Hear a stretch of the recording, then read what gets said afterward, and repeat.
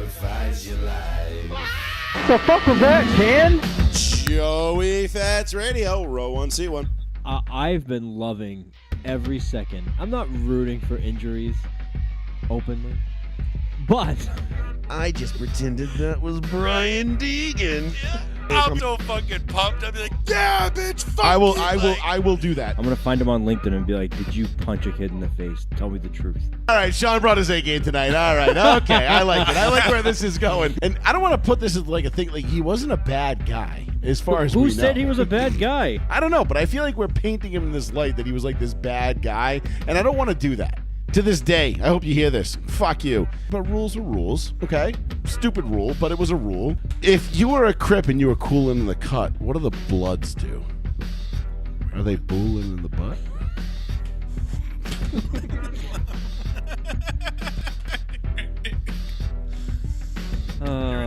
Yep. Also, we are extremely juvenile, and yeah, whatever. Fuck you. All right. You fucking smacked me in the ass, you dumb fuck.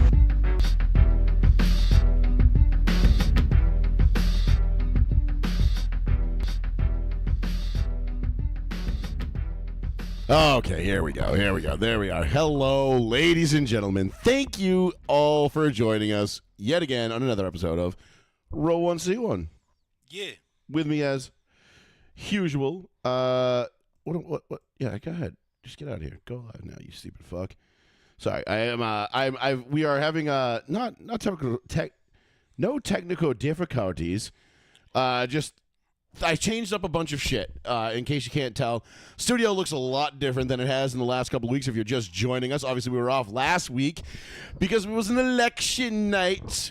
A glorious election night, if I must say so myself. We are not going to get into politics tonight. If we do, it'll be on a limited accidental basis, or unless somebody wants to call in and talk about it, because that is the only way we're going to do it.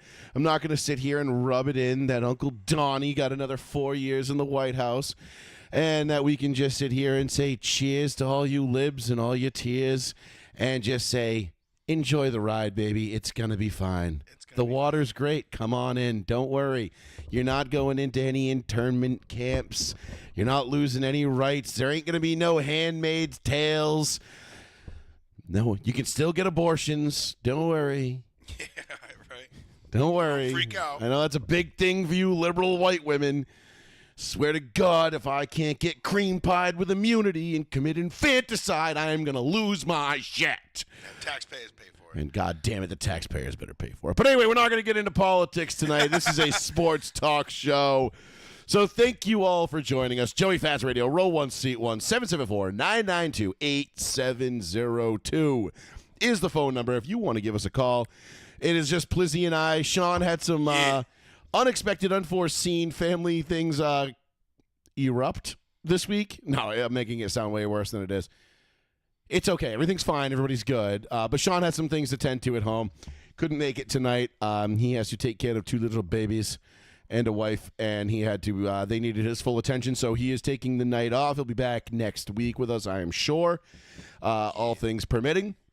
So it's just me and Plizzy tonight. We're going to get into some NASCAR because your boy fucking ended the season on a straight heater, son. A straight heater. All right? We got the end of the year stats. I'll go back through some of them with you for my NASCAR betting. Just as a quick recap, we'll get into my Broncos just suffering an absolute fucking heartbreaker of a loss in Kansas City again. Like, I swear to God, we sold our soul to the devil in 2015 to get that Super Bowl with Peyton Manning. And that was the last time we won in Kansas City, week 2, 2015. Oh, in KC. You guys have beat him at home. We've beat him in Denver. We beat him in Denver, I think, the last 2 years, I think we finally beat him. Or last year we definitely beat him, maybe the year before too. But we've come close a bunch of times. We've played him tough a bunch of times. But God damn it, did that not piss me off. But do not worry, all is not lost for my Denver Broncos. We'll get into Paul's Colts. We'll get into the Patriots, absolutely just cock-slapping the Bears and putting Caleb Williams on his ass. Blower. We'll get into that. We'll get into what else? We got some NBA talk we can get into. The in-season tournament starting up, baby. My Lakers about to defend the crown. Can't wait. Yeah. You know, we going for back-to-back in-season tournament champs because we all know that shit counts. That shit counts. But yeah, we got a bunch of stuff to get into, plus whatever you want to talk about. 774-992-8702. If you haven't gone onto our YouTube channel, we are live on YouTube, we are live on Twitch, and we are live right here on the only New Bedford Guide. So please, by all means, if you haven't subscribed to our other channels, by all means, go ahead and do that. There will be other content coming up, especially on the YouTube channel, as we go along over the next couple of months. Yep. I'm going to start doing, I'll throw some streaming stuff up there when I get around to doing it. Obviously, I haven't had a ton of time lately, but nonetheless, it is good times. So go ahead and give us a subscribe on that if you don't mind. And, of course, the show will be aired live, uploaded to Spotify, Apple Podcasts, iHeartRadio, wherever you get your podcasts. It will be there right after the show is done. So Yeah. that being said, Paul, where do you want to start? Let's start, because you know me. Yep.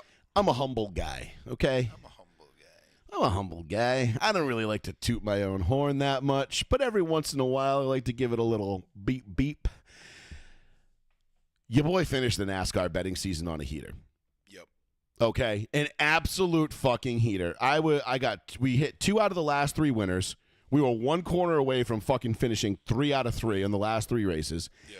Got the champion, and we threw down a bean on Joey Logano to win it. So Sunday was an $800 day for me. If you tailed my bets and you've been following them, I've been telling you since the 48 of Alex Bowman got disqualified after the Charlotte Roval for being 17 pounds overweight, and Joey Logano got in. I said, that man is winning this championship. That's all it took. Was Hands down. Just get his foot in the door, and it was, You do not listen. Joey Logano, and I'm gonna level with the listeners, okay? Never really been a Joey Logano fan. In fact, some would call me a Joey Logano hater for most of my racing career. In fact, some would even say I loathed Joey Logano for most of his career, because Joey Logano at one point in his career epitomized the guy that you would get into a fight with, and he'd be like, "Go ahead and hit me. My dad will sue you." You know what I mean? Right. Like, That was totally him. Like Connecticut kid, and you're just like, "Fuck you!" Like, I just can't stand you. Yep. You go ahead, hit me. My dad will just sue you. Whatever. And he probably wasn't kidding either. That was the other part. Yeah. And then if you remember early in his career, his dad did jump in and get like in the middle of a fight between him and another driver at one point. I forget who it was. Yeah. And I forget who it was I think that's exactly. what sparked it, wasn't I it? think that was in the Busch Series or his rookie year in the I Cup. think it was his rookie year. I think it was rookie year in That was Cup. When he was in the Knight? Home No. Depot car when he took over for Tony Stewart. Yeah.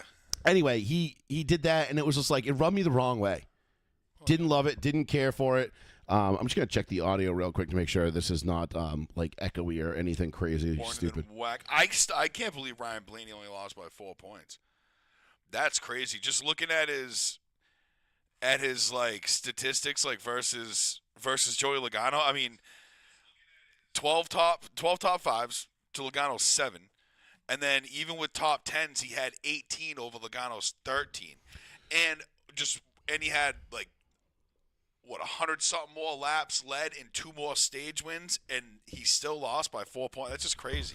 Yeah, so To see that it was that close, like you would think he's got more. But well, Blaney finished second in the race at Phoenix, and he finished second to Logano, and he was closing on Logano with like 20 to go. Yeah. And I'm sitting there and I'm going, fuck, he's going to catch him. Blaney's going to run him down. Blaney's going to be the first guy since Jimmy Johnson to win back-to-back titles, deservingly so. I did happen to throw a few bucks on Ryan Blaney just in case. Yeah, you never know. And I said, I put money on Slick Willie, Ryan Blaney, and Joey Logano. I put 10 units, a.k.a. a bean, because a unit for me is $10. Yep. I put 10 units on Joey Logano to win it. I put 5 units on Blaney and 5 units on Byron. They finished 1, 2, 3. 2 3. Slick Willie was close too. I'm looking at his. Listen, and man, I'm like, damn. I'm not saying like I'm not like NASCAR betting like, connoisseur or like, super slick with it. Whatever. I definitely have my fucking my slumps. However, I won 10 races this year. Okay, I had double-digit hits with winners. So I picked 10 out of 36 winners. So MLB standards, I did pretty good. I also had Batting 276. I had 10 races, and I went back and looked 10 other races where my driver was either leading on the last lap or lost in a photo finish at the line. Right. 10. So we were that close. You know, when you go to Chris Buescher and Kyle Larson, for example, at Kansas. Right. You almost doubled it. Atlanta, the second race of the season, Daniel Suarez beats Kyle Busch to the line. You know, like right. we were that. Kyle Busch at Daytona again with Harrison Burton. He's leading going into turn 3. And numerous other times. And we were that close. So we had overall, we had a pretty successful year. I think overall, so far this year, from February to now, I've deposited $895 and I've won $1,710. So call it $900, $1,700. So I'm plus $800. We're gonna start making you one of those posts on like Instagram where it's like, I just bought my mom a house by copying Joey Thatch's bets. Listen, am I getting rich doing this? No. Did I make $800 over the course of 6-7 months, whatever it was, 6 months? Yeah, it was fun. Yeah, I did. And you know what? It was fun, and it gives me something to root for. And maybe next year I'll grow some balls, and I'll actually start throwing some real money on people, and then we'll really make some fucking money. Because, you take those $10 bets, you turn them into $50 bets, and all of a sudden, oh, baby. Yeah. We start getting some big wins, But we had a really good season betting for NASCAR. I'm very happy with it. It was nice to close out the season again. We talk about close wins. Ryan Blaney at Homestead, leading going into turn 3 on the final lap, and just inexplicably lets Tyler Reddick drive around the outside of him. Yeah, no shit. We were one corner away from winning that one. So that would have been 3 straight wins to finish the season. Right. And we missed it by, that much. But that is NASCAR. That's how it goes. Right. But I was a lot of photo finishes this year too, right? Tons of close finishes, tons of great. Listen, for as imperfect as NASCAR is, and this next gen car, and the issues that are plaguing it, and everything else, I've been saying it all year. NASCAR is one of, if not the best sporting product on the planet right now. It's getting. It is exciting every week. You don't know what's going to happen. There's drama. There's bullshit. There's guys coming in with cars 17 pounds underweight, getting disqualified and booted out of the playoffs. Like what the fuck? It was a wild season. It was definitely one for the books. And like I said, like when I called Dad on Sunday night, and he answers the phone, and I was like, now I'm not saying I'm a Joey Logano fan. Right. However, right. I definitely hate him a lot less than I ever did. And he's like, fuck that chick-lipped motherfucker. I hate that fucking asshole. Fucking punk kid. And I'm like, I hear what you're saying. Right. However, my bank account is $800 heavier now because of him today. So, can't argue that. And he goes, oh, that's pretty good. Yeah. I'm like, so we definitely made some fucking dough betting on NASCAR this year. It was a good year. Like I said, 10 wins. I mean, that's a good year. And like I said, and then there was 10 other instances where we had a guy leading on the last lap who didn't get there, who got passed, or didn't win it at the line. Yeah. And shit just went Tits up. just went tits up. It just went the other way for us, which is fine. It happens. You could make the same case for Joey Logano when I bet on him to win at Nashville. When they had like 6 green-white checkers and everybody was running out of gas, but Paul Wolfe somehow inexplicably was able to cram more fuel in that thing than anybody else. Right. And Joey Logano wins a race that he had no fucking business winning. Yep. Should not have won that race. I threw $10 on him because I liked his odds, because I think he was like plus 3,600 that day. Damn. And that was a $360 hit for us. Yeah, you always got to take steals like that when guys who have the, or at least When you do well at tracks. Like it's a guy that can drive. Right. And he's a threat to win. He's got a good team, a good crew, a good car. Maybe not his track, he's not style of track. Right. But things like that happen.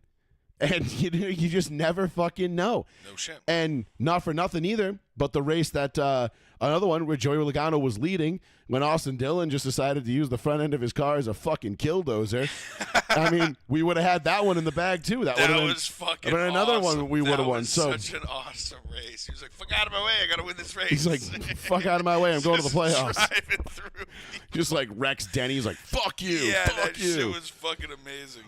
It was really good, and I'm bummed they took that away from him. They didn't let him go to the I playoffs. know, But that's I bullshit. also get like why you can't really let that shit slide. I suppose. You know, it's like the Ross Chastain wall ride that cost Christopher Bell a chance at the Final Four. Right. You know, bummer. You know that it happened to come down to that. And it was so awesome that it did in And that fashion. you know, well, it was awesome when Chastain did it. It wasn't that awesome when Christopher Bell did it because there was drama, there was bullshit. It was a 30-minute wait. Like, what's NASCAR going to do? Who's going to Phoenix next week? Is it William Byron? Is it Christopher Bell?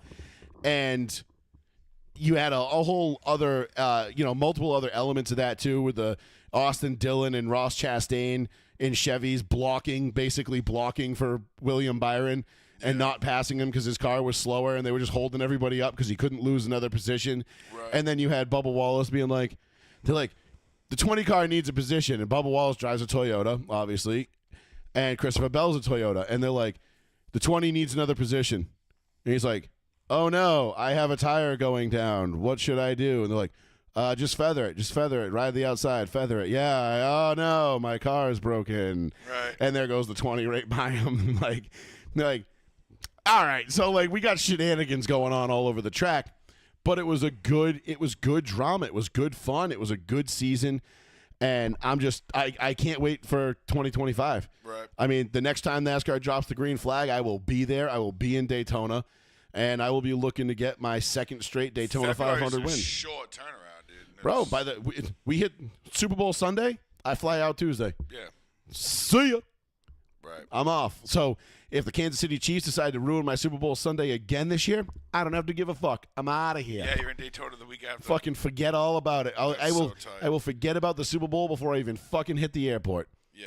Be like, I'm on. Don't care, dude. On to Daytona. It's Daytona week, baby. Right. I will love it. So that was our season recap for Cup. If you tailed my bets and you followed my bets, good for you. You probably did okay. If you tailed them exactly, you did okay. You won 10 races. If you deviated off of that and put a lot of those guys to be top 3, top 5, whatever, you definitely did okay because there was several weeks where we had guys that would run 2, 3, 4. Or 2, 3, 4, 5, and the only position we didn't hit was the one spot. The big one. That happened Always. a lot. I'd have to go back and look at each one individually, but it happened a lot. So, Yep. Good stuff. Good season. Glad we ended up finishing out on a bang, and that makes the second straight year. So the whole reason why I made as much money as I did is I threw $100 on Logano to win the race. That was only a $600 hit. The other $200 came from back in May when I accidentally bet Joey Logano to win the championship. I meant to bet him to win the race, Right. much like I did with Ryan Blaney last year, and who won Which the is championship. nuts that was your fuck up. So if I fuck up and accidentally bet somebody to win the championship, I'm now 2 for 2. Yeah, it's nuts. So, not saying I'm good at this, Yeah. but I am pretty lucky. Yeah, it's just nuts. To fuck up and be like, oops, it was a bet that I'll find out months later. Yeah, exactly. So 774-992-8702. We've got a whole bunch of NFL stuff to get into, Paul. We can talk some basketball. I'm trying to think of what else we missed. Oh, we could talk about Jason Kelsey smashing cell phones. We didn't get it. Yeah, that was funny. That was good times. And then whatever else you guys want to talk about. Which I don't blame him for. Yeah, 774-992-8702. Give us a buzz, ski broskies. Yeah. It's going to be a good show. So, where do you want to start? Do you want to start with your Colts? Do you want to start with my Broncos? You want to start? I think the Colts are gonna. I mean, it doesn't matter. It's whatever you want to do. Well, what do you? Fill me in on your Colts game because I didn't see much of it. I know how it turned out, and I know it's not a good look. Well, yeah, because all right. So the fan base is pissed off. Everybody's pissed off at Shane Steichen because they benched fucking Anthony Richardson, and his numbers are practically fucking identical to Joe Flacco's. So they're like, why the fuck isn't our guy in right now? You know what I'm saying? He's not giving us a better chance to win. I mean, Well, we know why he's not in. because he took himself out of the game because he was tired. Right. You can't do that in the NFL. No, I didn't think so. And I'm like, he's getting punished right now. I'm like, you got to understand that, like, which is fucking stupid. But you know what? Is it, though? Is it? I mean, millions of dollars. He's the quarterback. He's supposed to be the leader of your team. Right, I know. He's the guy that's supposed to set the example for everybody. I and he's over there like, know, he's tapping the head and like taking. Right. Everybody's like, "Oh, is he hurt? What happened?" He's like, "Well, I was just tired." Yeah. Well, to his defense, his O-line couldn't block worth of shit, so he's running for his life. That's all fine. That's all fine and well. Every fucking play, he was running for his life. Did you ever see Michael Vick tap his helmet and take himself out of the game because he was tired? That's because he wanted to. You ever see Michael Vick? You ever see Randall Cunningham do that? I know. I'm not trying to make excuses. You ever see Tim Tebow do that shit? Honestly, I was on board with Flacco coming in because I'm like, well, let's see what happens. I mean, we already kind of know we're going to get out of Anthony Richardson. We're maybe going to get a couple flashes in the pan, some touchdowns, maybe a win, but he's just going to end up getting fucking hurt. You know what I'm saying? That's the other thing, too. I don't know. I think we need to blow it up. Fire Gus Bradley. Fire fucking Chris Ballard. I don't know if we should fire Shane Steichen. I actually don't mind him. I don't think he's the problem. I just think that Jim Irsay doesn't want to pull the trigger on getting rid of Ballard, and we can make some big moves. That's our problem, is we just sit there every fucking year and never make any big moves. Yeah, I mean, listen, to me, not making big moves is not necessarily a bad thing. No, but there's some out there that... You know who, teams like the San Francisco 49ers make big moves. Baker wanted to come to Indy. You know, I don't know that Baker would have been the answer to your problems either, though. I don't know if he would have won us a championship, but right. I mean, but I don't think we would need to be addressing the quarterback position right now. No, if you have Baker, if Baker's your quarterback and you're like, hey, we're going to build around Baker Mayfield, okay, I'd actually be okay with that. I don't think Baker's a bad player. I like Baker. Me but too. Brother Baker, the touchdown maker, I also have a soft spot for, so I'm a little bit biased. That being said, I think he's doing a pretty decent job in Tampa, all things considered. You know, even though the wheels are kind of coming off the bus down there. He just got fucking railroaded by Godwin and Evans getting hurt for the year. You know what I'm saying? Like, who the fuck could foresee both of them fucking going down? You know what I mean? Right. But I don't know. I think we need to blow it up with the Colts, man. It is what it is. We can hang with teams sometimes, and then we just get blown the fuck out, and we don't know what the hell we're doing. Yeah, well, that's because they're not a good team. You know, like we have good play in our players like Josh Downs, Alec Pierce, Adonai Mitchell, the rookie there, shit like that. Like, I've seen some greatness out of them, but I just don't know if those guys are really like your true number one, number two type guys. You know what I mean? The Colts are in an interesting spot because they took the quarterback who was a raw project. We knew he was a raw project. Right. And for some reason, even though you know this kid's raw and he's going to be probably like a 2 or 3 year project to bring him up to NFL speed and get him kind of – listen, the kid's a great athlete. He's got a great attitude, all that shit. You know, we'll give him a pass for being tired just for the sake of this conversation. But when you have a guy that you know is going to be a raw, just kind of an unmolded ball of clay, and you're going to have to build him up into something that is, you know, worthy of being a starter in the NFL week to week, it's going to take some time. But it's also going to take the right situation. Right. And, you know, we don't know if Shane Steichen's the problem because it's hard to tell. Because if he goes, listen, you go from one guy who you know has got all the raw ability in the world, you know, all the intent, you know, all the measurables, right? And then you have another guy on the flip side of the coin who's fucking ancient, right? And it's like who's seen everything in the book. You know his best season was 12 years ago now, right? Like we're talking 12 years ago. Flacco was in Denver 4, 6, 7 years ago, and he was washed up then, right? Or considered washed up, right? Like. It's not like Joe Flacco, like, and I'm not a Joe Flacco hater by any means. This is some Keanu Reeves replacements type shit going down right now, bro. Yeah, so how do you identify whether Steichen is the problem or That's not? what I'm saying. People calling for him to get fired. I'm like, I think that's a bit premature. Ballard, I think you could make a case, but the problem is you fire Ballard, you fire Steichen because the next GM come in and he's going to want his own guy. He's going to want his own guy. And I don't know if Irsay can, finesse somebody into saying like, hey, we got the coach. We just need somebody to identify talent and build a team that, Shane wants to build in his image, that kind of thing. I don't know if that's the case.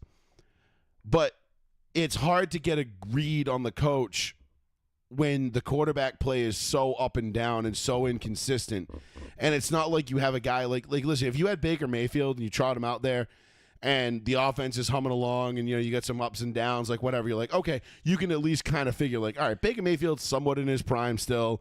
He's a pretty good player. Still, 28? Yeah, he's not, he's on the plus side, the minus side of 30, so he's good.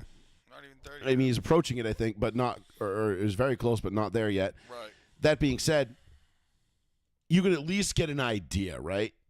If he was going to be, if your coach was the problem. That's what I'm saying. In this situation, you can't. So, I guess now the problem becomes, well, fuck. Do we admit we fucked up with Anthony Richardson? Send him packing or whatever, or go after another quarterback. Right. Because now you're basically admitting like we fucked up. Right. Not like a little bit. Like fucked up. Like Chris Ballard's probably going to get fired fucked up. Yeah. Or do you have to give them the opportunity and say, listen, we said this is going to be a 2 or 3 year deal before we could really get a read on whether or not this kid was going to be able to hack it in the league or not. Right. You got to give us till the end of year 3. He was hurt for most of year 1. He's been hurt year 2. We haven't really been able to get a true bead on him yet, or we as fans, the coaches obviously have a bead on him, but it's just as fans in Indy, I think right now you just got to be patient. And I know that sucks because you're like, well, great. Like, what am I looking forward to? I mean, all you're looking for is Anthony Richardson to develop, right, and hopefully look like just look the part of being a starter, right. And if he's not, well, then yeah, you're blowing it up because you can't take what did you guys take him 4 overall? 4 overall. You can't take a quarterback 4 overall as a project quarterback. I don't know. And then keep your job as a GM. Yeah. Because you took that kid 4 overall. That means you saw something in that dude that you were like, we can work with that. Right. We can work with that. Right. There's coachable, things here. You know what I'm saying? We can coach this kid after seeing what he's got physically. I mean, like I said, I've never seen a kid fucking slip and fall and fucking wrist flick a ball 68 yards. You know what I'm saying? I'm like, that's all well and good. Did you watch Patrick Mahomes in the Super Bowl? But yeah, no, I don't care. This kid's got fucking crazy talent. I just think right now the Colts are an absolute fucking circus. But given the last 10 years anyway, ever since Andrew Luck fucking whatever, however many years it was, 6, whatever, we've been a fucking circus ever since then anyway. We couldn't even get the shit right with him. You know what I'm saying? So this isn't anything new in Indy. And not for nothing, but a lot of times you couldn't get shit right with Peyton fucking Manning either. Right, no shit. We ended up getting rid of him. They had great offenses every year because of Peyton. Right. And then you go on to another generational talent in Andrew Luck. And we can't protect him. Can't do anything with him. Nope. And it kind of goes to show you, like, I think it kind of proves the point. Like, I think that just shows how great Peyton was. Right. Because even with post neck injury. Yeah. And, dilapidated, like, to the point where the Colts were like, see ya. Yep. And Peyton was like, all right, I'm just going to go have the best 3-year run of any quarterback ever statistically. Right. Outside. Don't mind me. Yep. Outdoors, in Denver. Mile high. Different conference, different division, same conference. Yep. All the same teams. Still playing Tom Brady and the Patriots, Bill Belichick. Yep. Like, still playing all the same teams, Oh, and magically, all of a sudden, the Chargers can't beat us. Would you look at that? Yeah, no shit. Son of a bitch, huh? Yeah, it's crazy. It's like, I don't know why in Indy the Chargers gave us all these fucking problems, but then I get to Denver and they're just basically a speed bump. Right. Yeah, I mean, I just think it's kind of chalking up to like the fucking Colts just really being exposed as a terrible front office and a terrible organization under Irsay. Yeah, I just think it depends on how serious he is about winning, and I don't think he is. I think he's just kind of at that point in his life where he's like, fuck it, man. I I got one back in 06, bro. You know what I mean? We almost had another, but that's cool. we got an AFC Championship participation banner. Runner-up Yeah. banner. Like, hey, we were in the Final Four. Yeah, It's pretty cool. good. Fucking pathetic, dude. Pretty good. Sucks. Yeah, I feel for Colts fans right now. I do, because it's I think they're a rudderless ship going forward. Because, again, and Irsay, he's starting to fit the same, like, kind of fill out the same role as Jerry Jones is in Dallas. Right. You know, and Dallas, again, I mean, Dak goes down for the year, which, I mean, nobody saw coming. But even when Dak was healthy, everybody was looking at the Cowboys like, you know, it's like Joe Pesci in that, My Cousin Vinny? What the fuck is this piece of shit? Is that what he said? Do you have a ball opener? Those aren't twisties? No, damn, man. Oh, word. I do have a bottle opener. What part of the fucking My Cousin Vinny was that? I don't know if it was My Cousin Vinny or not. I forget. It's just the Joe Pesci meme when he goes, what the fuck is this piece of shit? Oh, that's Casino. Was it Casino? Yeah. I forget. That's when they fucking blow his ass away. That's when he walks into the room with the two guys standing behind him. No. He's looking around. What the fuck? Oh, no. When he's about to get made that day? No, No, he just goes, oh, no. That was Goodfellas. Casino, he gets whacked with, they beat his ass with the bats in the cornfield. Yeah. Oh, that is him. And they That's right. his brother. They bury his brother alive, remember? Yeah, that's his brother, though. Yeah, and then they kill him. Nicky. Yeah, which and they- is his name in And they kill Casino. him, and they kill him in the cornfield. Or whatever, out in the field. And they bury one of them forget. alive. That was Casino. I think it was My Cousin Vinny. What the fuck? Isn't that when they get to Alabama initially and they get to like the hotel or whatever, the motel? I don't know. Oh, maybe. Yeah, I don't know. I haven't seen My Cousin Vinny in so long. I haven't either. Like, I've seen it. I've seen like pieces of it, but It's a good movie. it's a fucking great movie. Yeah. But it's just, that's how the Dallas Cowboys have looked so far this year too. Not to change up from your Colts too quick, but No, we're done with them, bro. the Cowboys are in the same fucking mold. Like, the Cowboys are cooked, dude. They're that organization. I mean, Mike McCarthy is 100% getting fired at the end of this year. There's no way he survives this. Yeah. Do you think the rumors about Belichick going to Dallas are true, or No. maybe coming out? I don't think those so are either. 100% false. Belichick don't want to go to that circus, bro. I don't think there is any way, shape, or form Bill Belichick goes unless Jerry Jones completely takes his hands off of the entire football operation, Right. and just fades into a background role, like running the franchise from like a Never business gonna standpoint. happen. No, Bill Belichick is not going to the Dallas Cowboys. If Bill Belichick is coming out of retirement, it will be to a place that Bill Belichick wants to go. Right. And he is going to be the one. Like, I love that everybody was like, oh, the Atlanta Falcons told him they didn't want him. I'm like, no. You got that fucked up. Yeah. He told the Atlanta Falcons, thanks, no thanks. Right. Like, do not get that twisted. Right. This is Bill fucking Belichick He we're can talking go wherever about. the fuck Yeah. he wants. I'm You know, pretty sure. and it was like, oh, well, look at his record in Cleveland before Tom Brady. I'm like, oh, you mean when he was a rookie head coach? Oh, you don't think he's learned anything since then? Right. Like you fucking dense, you fucking mope. But the Dallas Cowboys need to, like, so Mike McCarthy's fired. Like, hands down. Bye-bye. He's never, It's fucking embarrassing, even though bro. this is, it has, and honestly, not his fault at all. This has nothing to do with Mike McCarthy. Mike McCarthy can only get blood from the stone that Jerry Jones gives him. You know, Dak Prescott is a really, really, really, really, really, really good fucking quarterback. And I'm kind of sick and tired of people shitting on him because Dak can play. And if Dak was anywhere but Dallas, he would probably be playing on Championship Sunday.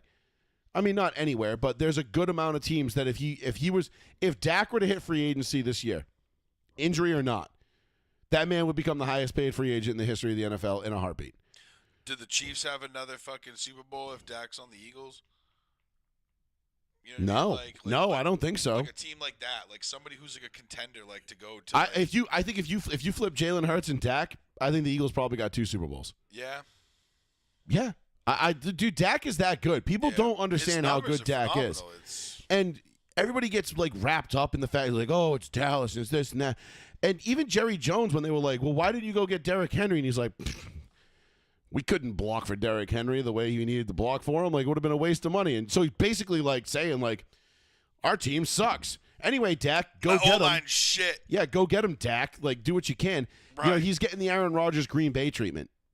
And it's just like, it's fucking pathetic. And people are shitting on Dak. I'm kind of fucking tired of it.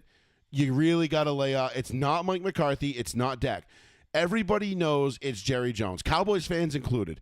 They all know it's Jerry Jones. This is the problem. It always has been, though, hasn't it? I mean, wait, it's like that meme. Yeah. Wait, it's Jerry Jones. Always has been. oh, yeah. Like, it's crazy. The he's the fucking emperor sitting up there. You know what I mean? he is the biggest cancer in the NFL right now.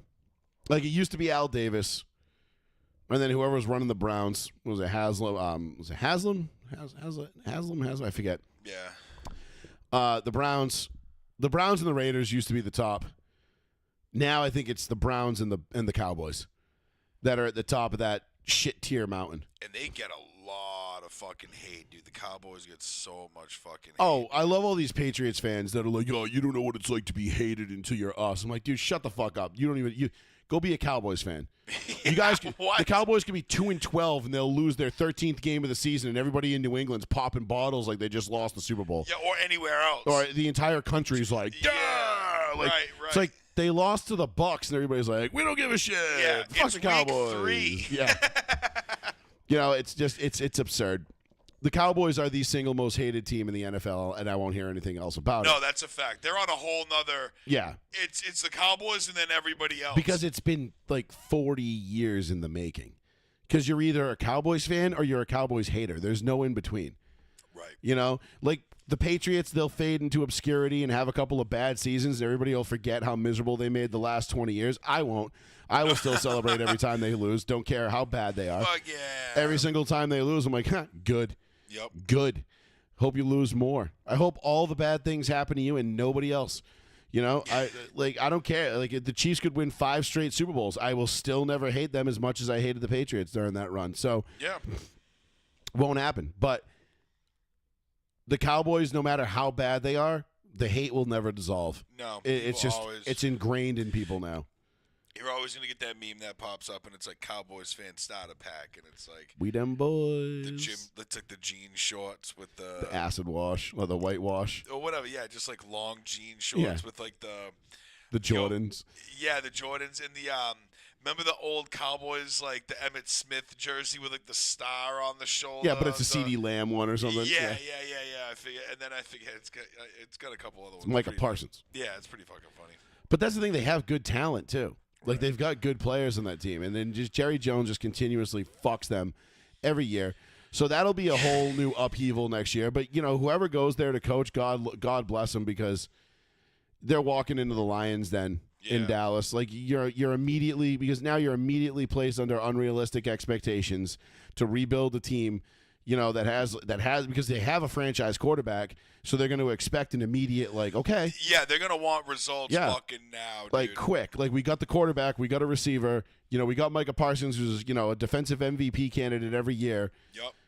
And go figure this out. And it's like, Did they saw that Trayvon Diggs, dude? No, Diggs is Diggs is there, yeah. Yeah, they got a couple decent guys on that squad. I don't get it, man.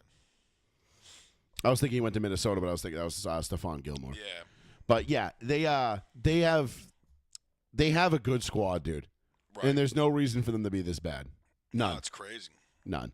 Watching them on Sunday is a fucking embarrassment. I'm like, damn, bro. And I'm fairly certain, I could be wrong on this, but I'm fairly certain they have 5 standalone games left for the year. Because they got Thanksgiving. I'm pretty sure they have another Thursday night and then a Sunday, 2 Sundays and a Monday night. Damn, really? Pretty sure. Don't quote me on that, but I'm fairly certain. All right, I can look it up. I was going to say, I can just go on.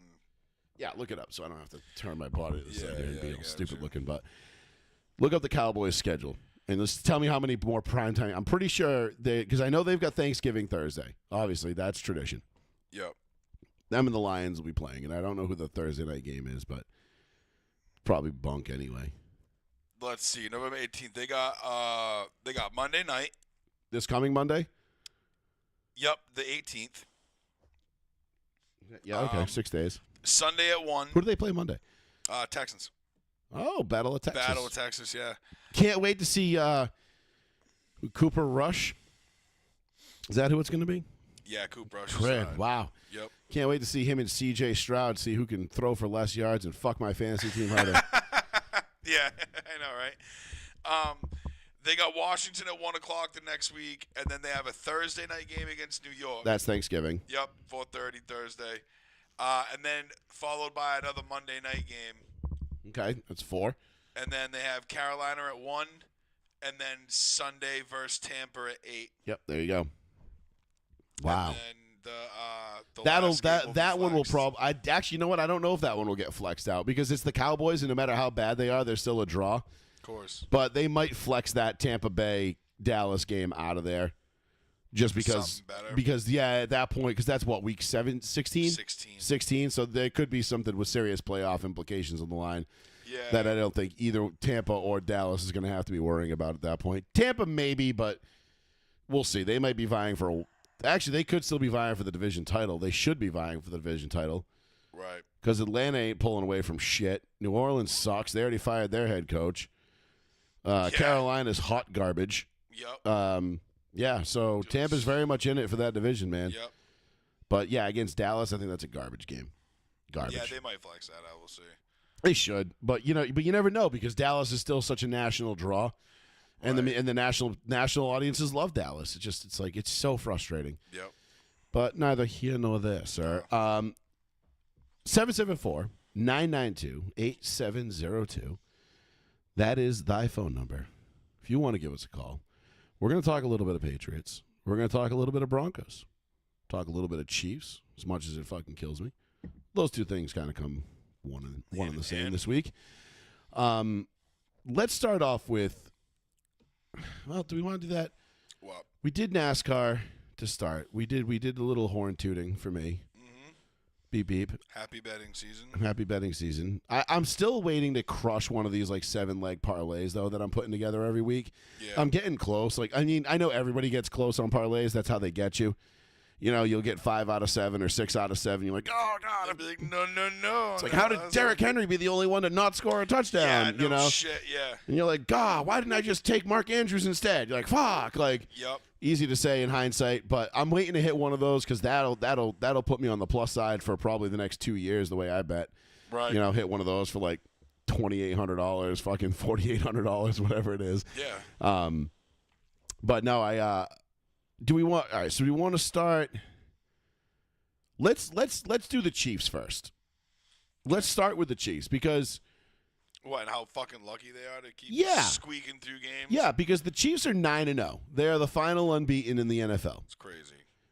They are, I don't know, a couple yellow flags and a big toe away from being like 5-4. Right. You know? Oh, is that the Ravens game and shit? Yeah. Right? Well, I'm saying Yeah. there's been more than a few instances. Forgot about that Ravens game. Yeah, Those lucky and bastards. let's not gloss over the fact that the officials have absolutely fucking bailed them out every single chance they They get. always fucking do though. That's just like the Chiefs, like MO. They like slid right into Brady's fucking little nutsack. They were bro. just like they were like, oh shit, we need another golden boy to prop up the NFL.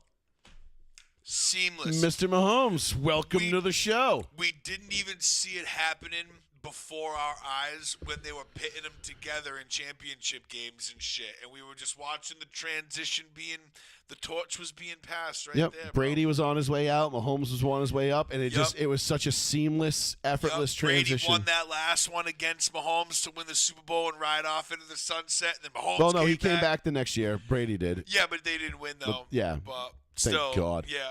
Oh yeah, that's right. He did come back and he got lit up, right? In Well, the Rams beat him in the divisional round. oh yeah, and then the overtime. fucking Cooper Cup over the I was middle at. from I remember like being. 60 I was. yards deep. I was at PJ's wedding, watching that game. Like while they're like doing like best man speeches and stuff like that, and I'm sitting there at the table. Like, yeah. Yeah. Like, Fuck it. sorry.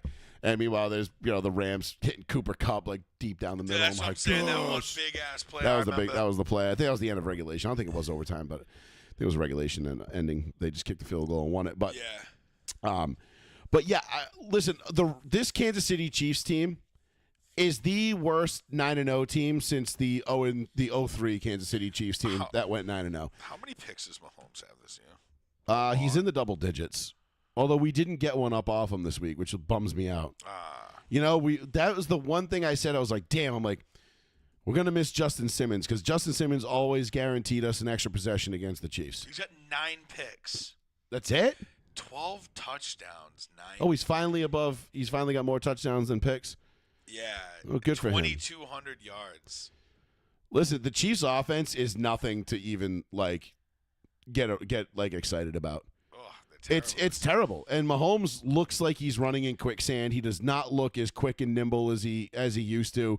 You know, he still does some crazy shit. Right. Because he's just got an absolute fucking hand cannon for an arm.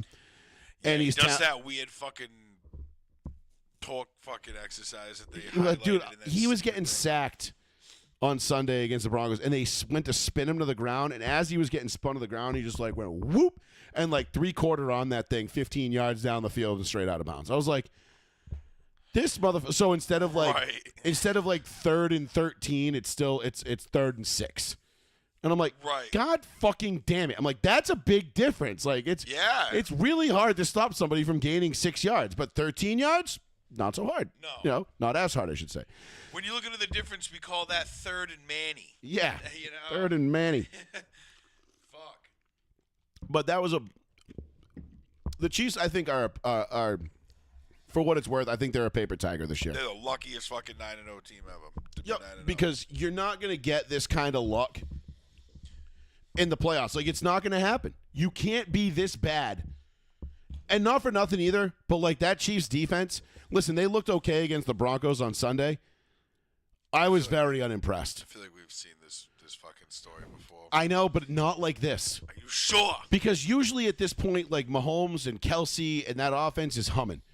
And we're like, hey, they got some deficiencies, but they're still putting up big numbers. They're still scoring, high 20s every week, 30s. Their defense is okay, but they're opportunistic. Now it's like that defense is wearing down, dude. Yeah. I was not impressed with the defense on Sunday. I feel like I know Chris Jones is old as fuck. They held the Broncos to 14 points, which, quite frankly, if that game had been officiated like any other normal NFL game, the Broncos probably would have put up 30. But every time the Broncos got something going, there was some bullshit procedure penalty or, this guy was, they called Cortland Sutton for being like a 1/4 inch off the line on a fucking, like really? Like they're nitpicking the shit out of it, just like they always do with the Chiefs. Of course. And I'm not the only one saying this. I'm not a hater. Look around the league, dude. Everybody knows it. Everybody sees it. The only people who don't care are the Chiefs fans because they're like, whatever, We're fuck winning. you. Yay, We're 9-0 and you're not. Shut up. Right. No, I can't wait to see the Chiefs get cock slapped in the fucking divisional round. It's going to be great. Cock slapped. And honestly, I hope it's us. I hope we get a rematch because we get them week 18, January, whatever 5th it is, the final week of the season. We get them in Denver. Could you imagine if you guys squeaked into the fucking playoffs and fucking knocked them out first round of some division? So listen. You'd be like, fuck yeah. The Broncos got 7 games left, all right? Take a look at this schedule, and you tell me what you think, all right? Because I went down it earlier. What, the Broncos schedule? Yeah. Let's see, what do you got left? Atlanta? So, we've got Atlanta. This week we've got Atlanta at home. Yep. I'm giving that a win. I think Kirky's going to come in. I'll give you that. Kirky's going to come in and have one of those classic Kirk Cousins 3 interception games. And we're gonna be a little bit pissed off because we just blew one against the Chiefs. And I think Denver's defense shows out. Yep. Then we get the Raiders on the road. That's a win. We get the Browns at home on, I believe, a Monday night. Monday night. Jesus, Paul. That's a Monday night? Sweet. Yeah, Monday night, Awesome. 8:15. Can't wait for the Manning cast on that. That's a win. Shit, we play you guys this year? I didn't realize that. Yep. Then we get the Colts. At home. That's a win. That's a win. Then we get the Chargers in their building. That's a win. We're gonna pay them back. So there's 1, 2, 3, 4, 5 wins right there. That puts us at 10. And then we get the Bengals and the Chiefs to close out the year. And the way the Bengals are playing right now, you don't know which team's going to show up. You don't know. And at 9-0, the Chiefs are probably going to have a whole lot of nothing to play for. Right. So even if we slip up and drop one of these 5 here in this next 5, that Chiefs game is almost a guaranteed win. I can because see you maybe slipping up and fucking up either the Chargers or Vegas just because they're divisional rounds. But the other ones, I don't know, dude. Those should be. I don't see us slipping up I'm against. liking I think Bo we're sweep. Nix's progression in the season and shit, and like they seem to be getting shit a little more like dialed in. I watched a couple of the highlights and stuff, and I'm like, Colton Sutton looks fucking great, dude. Bo Nix looks fucking pretty decent. Seems like they got a handle on things coming down the stretch of the season. I don't know. I think that they could at least put up four Well, dubs out of they're starting to run the ball. They got their Wattenberg back at center. Yeah. You know, they're McClinchy's back at right tackle. Like they're starting to play better. Like the offense is starting to play a little bit better. They didn't look good on Sunday. There was a lot of Cortland Sutton had a big drop on a third down. There was a lot of self-inflicted wounds on Sunday. Yeah, those are the worst. But they minimized the turnovers. They just couldn't move the ball. Once they got down inside the Chiefs 30, 35, Bo Nix is running around like, fucking trying to do too much, gets sacked, loses 16 yards. You're like, dude. Yeah. Like, Throw the ball away. You can't have that stuff. So they're getting better. But those 5 teams right there that you look at, those are all very winnable games. I think that obviously the toughest one is the Chargers to me. Yeah. On the road at the Chargers are the toughest because they're the most well-oiled team. And yeah, they got out of that anyway. So you figure, all right, let's say the Chargers sweep us. That puts us at 9 wins going into the Bengals and the Chiefs. And the Chiefs, and like I said, at 9-0, the Chiefs are pretty much walking away with this thing. At this point, I'm kind of rooting for the Chiefs to hit like 13 wins, 14 wins. That way, they're not doing anything week 18. Take the foot off the gas, gives and you that dub. If we go into that game with 9 wins, yep, and I need that game to win it to hit for $1,000 to cash in on my bet of the Broncos hitting 10 wins this season. Yeah. Listen, I like our chances. Yeah. But we can't have any slip ups. It starts this week with Atlanta. You can't slip up against Atlanta, Cleveland, the Colts. No, you gotta dunk on those 3 teams. You gotta beat the Raiders in their building, and then you're in business. You're in. Oh my God, I'm gonna punch myself in the face. You're in Indy too, so indoors. I mean, that's not an easy game per se, but I think between AR or Joe Flacco at this point against our defense, bro, that team is a mess. That's what I'm saying. Bo Nix will pick Cortland Sutton. Will do whatever the fuck he wants against our secondary, bro. Juju Brents is fucking hurt. We got some fucking crazy. I forget who the fuck we had back there. EJ Speed's all right. I forget who the other cat is. He's all right. But I mean, you got Zaire Franklin. We have some fucking nasty dudes on our defense. Yeah, we do have some. No, I know they got players, but we have some killers. But I feel like this is where like, all right, you're 5-5. You're coming into mid-November. This is where you got to figure it out and turn it on if you're a good team. If you're a playoff team. This is not – listen, the Broncos aren't winning the Super Bowl this year. I'm not – I don't want anybody to think I'm comparing them to the 2001 Patriots. But the 2001 Patriots were 5-5, 10 games through the season. What about the Giants? What about the Giants? 9-5. Weren't they like 9 and whatever the fuck? Well, they were 9-7 and 10-6 both years. But I'm saying the 2001 Patriots were 5-5 through 10 games. They went undefeated the rest of the year, and Bill Belichick mentioned that too. If you watch the documentary or whatever it was on the 03 Patriots, and the 03 Patriots were celebrating how they were like 7-0 to start the year, whatever it was, or I'm sorry, they were like 7-2, and Bill Belichick was like, yeah, cool, he goes, you know how many games and they were comparing themselves to the 01 team, and he's like, yeah, cool, you know how many games the 01 team lost after Thanksgiving? There was no, like none. Right. And they were like, okay, challenge accepted. Right. And that was a big deal. So this is where you got to turn it on. This is where I think you're going to see Sean Payton, Bo Nix, Vance Joseph, the defense come together. They, like I said, they got 5 very winnable games. All right, the Chargers came into our house and kind of bum rushed us in that first game. Yeah. I don't expect that to be the case this time. They do have a very stout defense. They are very good. I don't expect that to be the case the second time around. Listen, we can get 4. If we can go 4-1 in the next 5, yeah, I think we're all but guaranteed that 10 win. And I think at 10 we get a wild card spot. Yeah, you have to. Because we're not going to get the division. The Chiefs. This loss. Ran away with it. Well, this loss to the Chiefs. It's very reminiscent of what Bill Belichick told the Patriots in 2009 when they went into Indianapolis and the Colts were, 9-0 or whatever, or 8-0. Yep. And Bill Belichick said, "We win, we're on their ass. They win, it's over." Because they needed that win, and that was the game. Right. And they lost. That was the 4th and 2 game. And Oh yeah. that was and it separated, and then the Colts ended up running off, 5 more games in a row, and they went to 14-0 before Jim Caldwell was like, nope, we're going to bench the starters, and Peyton Manning was like, are you fucking kidding me? Yep. That all being said, Fuck that. Yeah. this is where I think the Broncos are going to hit this is where I think they need to hit their stride. Like, they've got to show some maturity. This is the meat of the fucking season, bro. This is it, man. Listen, you're 5-5, and you've got 5 winnable games in front of you. Yep. Go win them. Go win them. If you're Sean Payton, go fucking win them. Bo Nix, go win it. Yep. Cortland Sutton, stop dropping balls on third down. Yep. Go be a number 1 wide receiver. Show everybody why you're a number 1 wide receiver. Right. Show everybody why they got rid of Jerry Jeudy and not you. Right. Give me that. Javonte, run that ball. Pound the fucking ball, dude. Defense, keep doing what you're doing. Yeah, that Barton kid's awesome. I like him. Dude, they got a great defense. That defense is an elite unit, man. Yeah. And they're only going to get better because they've already locked up PS2.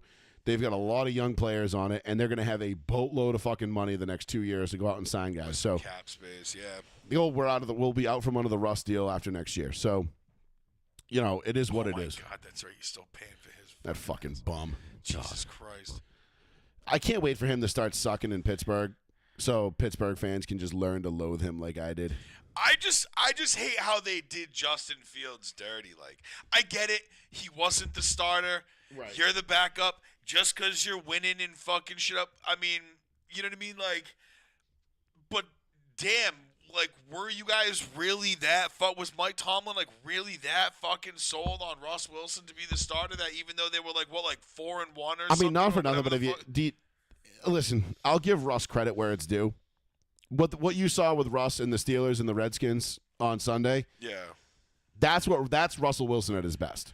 Right. When that's he's what throwing we're those used to knowing. those teardrop deep balls and dropping them in the bucket, Yes. and he's hitting touchdowns. That's the Russ we expected in Denver. It is, and you know what? That Russ did show up some weeks. Sometimes. He showed up against Minnesota. He showed up against Buffalo. He showed up against Green Bay. There was a few games where that Russ did show up last year. Now, most of it was the defense. Most of it was, kind of just, like Russ kind of staying in his lane and doing his thing. But that's what you want out of guys like that sometimes. There's going to be a time where Russ starts doing Russ things. Yeah. And I'm telling you right now, as a Steelers fan, like, listen, love the win. And you should be proud of the win. You beat Jaden Daniels and the Red Hot Redskins. Yeah. Good win. Great win. 28-27, that's a great fucking win. Yeah. You're going to learn to loathe them. I promise you're going to learn to loathe them at some point. Because granted, if the Steelers actually start, like, running the ball and playing decent offense, like, that's a Super Bowl caliber team. That defense alone makes them a Super Bowl caliber team. Yeah, they are nasty. And but what is Russ going to do when push comes to shove in January? What he always does. Brick the layup. Brick it. So, can't wait for that to happen. I'm looking forward to I'm not rooting against Russell Wilson. Yeah. I'm just looking forward to telling everybody, there he is. Told us so. There he is. There he is. 774-992-8702. All right, you do that. We'll get into a little bit of the Patriots. We'll get into a little bit of we could do a little bit of NBA, I suppose. I mean, not well, we're about to get into the Caleb Williams thing, Destry. So yeah, good timing to tune in. Because we're gonna do the Patriots. We'll do the Patriots. Obviously, the Patriots and the Bears. I didn't look up the exact stat line yet because I just know it was god awful. But man, Caleb Williams is bad. He is really bad. And I don't know why. And I find it funny too, because, and we'll talk about this, the Adam Schefter report that there are going to be major changes coming for the Bears. And those major changes are going to start on the offensive side of the ball, which leaves a lot to be. Yeah, 16 for 30, 120 yards for Caleb Williams. No touchdowns, no interceptions. I don't know. Fucking horrific. Don't know if he had a fumble or not, or a turnover. Not going to have to punt much this year. Get. Yeah, how about that? We're Drake only gonna score 7. Drake May, on the other hand, not terribly better. 15 to 25, $184, one pick and a touch. But a 19-3 game. But you see two quarterbacks from the same class, and you can almost see them going in two different directions. Like Drake May is improving week in and week out. Caleb Williams seems to be either staying the same or getting worse, which I guess is the same thing. Bro, he's sitting at like a fucking 38.4 quarterback rating right now. Like 9 touchdowns to 5 picks. Come Paul, on, when we bro. talked about this quarterback class coming out last year, Yup. we talked about 3 guys that we thought could really make it happen. Drake May, Jaden Daniels, Bo Nix. Yes. Everybody else was just there to round out the numbers. McCarthy, we were like, nah, McCarthy, I was not sold on. really Granted, sold. we still have to see from McCarthy. We can still hear from McCarthy in the future. We don't know yet. An unknown. But Caleb Williams, I was like, take him off my board. Don't want him. I'll tell Don't you want what, anything to do with him. I did watch a couple of his. Obviously, I watched some games at USC, and he did do some like pretty like stellar shit. And I'm like, yeah, but Mahomes does that.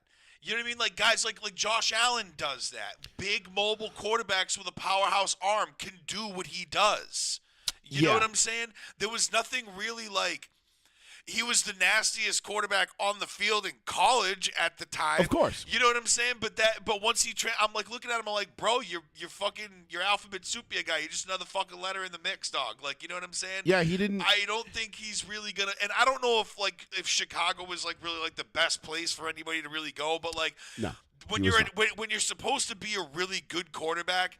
I mean, Indy wasn't a good place to go for Peyton Manning. I mean, was the Steelers a good place to go for Ben? Was fucking Chargers yeah, they a good won place Super Bowls. for Breeze? I'm trying. That's what I'm saying. Like all the Super Bowl guys. That, Well, no, those were terrible places. Why Breeze left and won a Super Bowl, and Phillip Rivers never won I one. meant in New Orleans. Sorry, Breeze went to New Orleans and shit like Yeah, that. won a Super Bowl. Right, but like how many years later? Like, was it a good place to go then? I'm Four- asking the 4 years question. later. Like, Well, I'm no, I not mean, the stating Saints- facts. New Orleans at that point was still like a dumpster fire.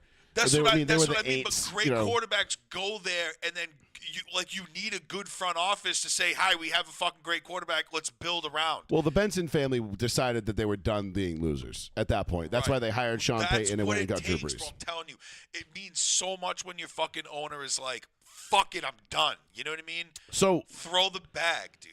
to the point, to the Adam Schefter tweet or statement, I should say, when he said major changes were going to be coming. I believe the Bears fired their offensive coordinator today. Oh, Walden. I'm pretty sure. Waldor, Yeah, I'm pretty sure he got fired. Shane Walder or whatever his name is. They said there was going to be some major shakeups on the offensive side of the ball, and I said that's great. You can shake shit up all you want in Chicago; it doesn't matter. But you need to start with the quarterback. I was like, Caleb Williams is going to be a Jamarcus Russell level bust. Yeah. Like, this guy is not cut out to be an NFL quarterback. I'm sorry. I don't think he's got it upstairs. I don't think he's emotionally capable of handling the pressure. And not for nothing, but going to the Chicago Bears is a kiss of death. They are the fucking NFC's version of the Browns when it comes to killing quarterbacks before they even get a chance to live. Right. You know what I mean? Like, their careers get a fucking late-term abortion when you go to either Cleveland or Chicago. Just something about those. It's just they can't do those it. Lake teams, bro. You know, Well, The Chicago Bears could trade for Patrick Mahomes right now, and they would still find a way to kill his career. Like, you know, it wouldn't matter. I mean, look at the New York Facts. Jets. They found a way to fucking end Aaron Rodgers, for Christ's sake. So you know how Right. hard that is to do? yeah. That's really fucking hard. Yep. But they're just trash organizations, and the Bears fucking suck. And that's a great tradition, like a great franchise that is very heavy with tradition. And it sucks to see them suck like this, but when have the Bears ever had? I mean, listen, when Jay Cutler is your greatest quarterback in franchise history, not named fucking what was it, Sammy Baugh, like, Well, when you got dudes rocking Rex Grossman jerseys to games, Bro, still, it's like, the sex cannon was fucking great. It's like, wow. Pride of fucking Florida. Yep. What a gator he was. Sexy Rexy bro. was great, but yeah, he was like, fuck it, Bernard Berrien's out there somewhere. I'll just fucking throw it longer and harder. But Grossman love all those old Grossman, again, he was one of those guys, like, he just caught lightning in a bottle, one of the all-time great defenses, in that 06 Bears defense. Like, and they got to the Super Bowl, they lost, obviously. Right. But that was that was a great defense with Peanut Tillman and Brian Urlacher and Nathan Vasher and Ron Rivera was the coach, right, that year? Tank Johnson. No, that was Ron Rivera was late. not Ron Rivera. Ron Rivera, I believe, was the defensive coordinator. God, what was it? Was it Lovey? No, it wasn't. Yeah, Lovey Smith. Oh, Thank was you. Lovey? Yeah, Was thank Lovey? you. I'm like the other black guy because yeah. it was the first No, Super I Bowl. thought that was Mike Tomlin. No, the first Super Bowl that featured two black head coaches was Indian, was Dungy and Smith. You're right. It was Lovey. But yeah, they had. What was it? I am Badejo. Who was their other linebacker they had there? The outside linebacker that was really good. Urlacher? No, Urlacher was inside. What was the outside linebacker? Outside. Son of a bitch! I should know this off the top of my head, but whatever. They had some really Lance Briggs. That's who it was.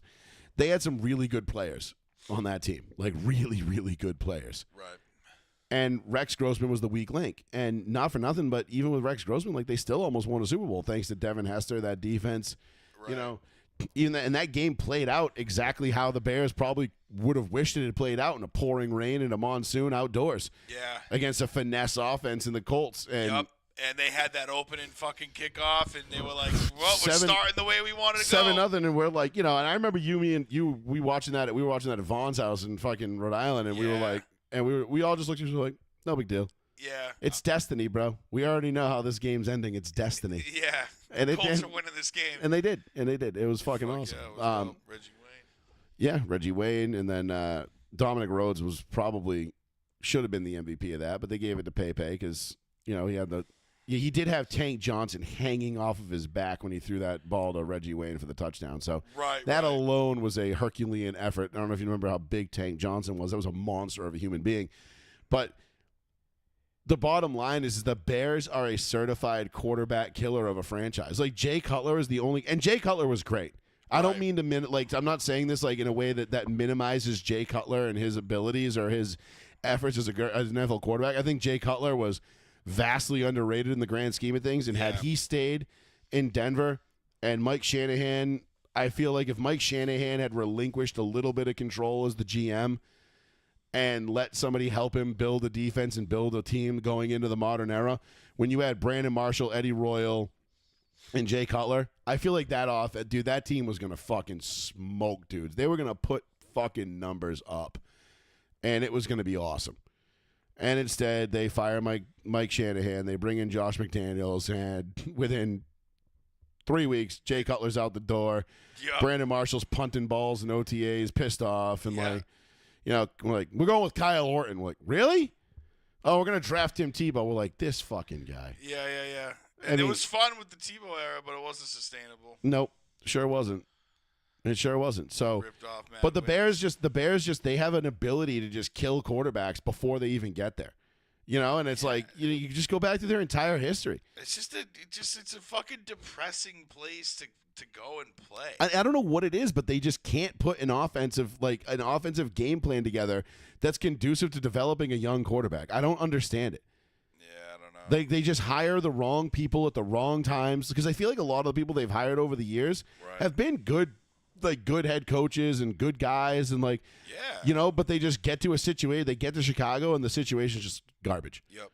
And you're like, what the fuck, dude? Like, you've got Musa Muhammad, Bernard Berry, and fucking Alshon Jeffrey. Yeah. Like, they had players over the years, dude. Like, they had good players. And I don't know, they just never put it together, dude. They just suck. And it's kind of a fucking shit show, which, not for nothing. I didn't think Caleb Williams was going to be successful no matter where he went. I didn't either. But I thought the list was very short of teams that he could have gone to be successful, and and unfortunately for him, none of those teams needed a quarterback at that time. I'm not going to say that Caleb Williams can't be successful. I want to see him leave Chicago and see what he can do somewhere else. It's almost like Trevor Lawrence. You know what I mean? Like, why does he get a pass? His numbers fucking suck, too. You know what I'm saying? But he gets a pass. Because Jacksonville's, again, another crap team. Right. And Trevor Lawrence has at least shown, like, he's not the problem. You know what I mean? Yeah. His numbers might not be good, but you watch the games and you put the tape on and you're like, all right, well, we can't be fucking asking this guy to do, like, right. We're asking him to do a whole shitload more than I think is necessary. Right. Is it fair? No. Is Trevor Lawrence, probably going to be out of a job in Jacksonville sooner than later? I think so. I think so. Because I don't know how he's. I'll take him. Trade him within the division, bro. They will never do never that. do it. They'll but never do it.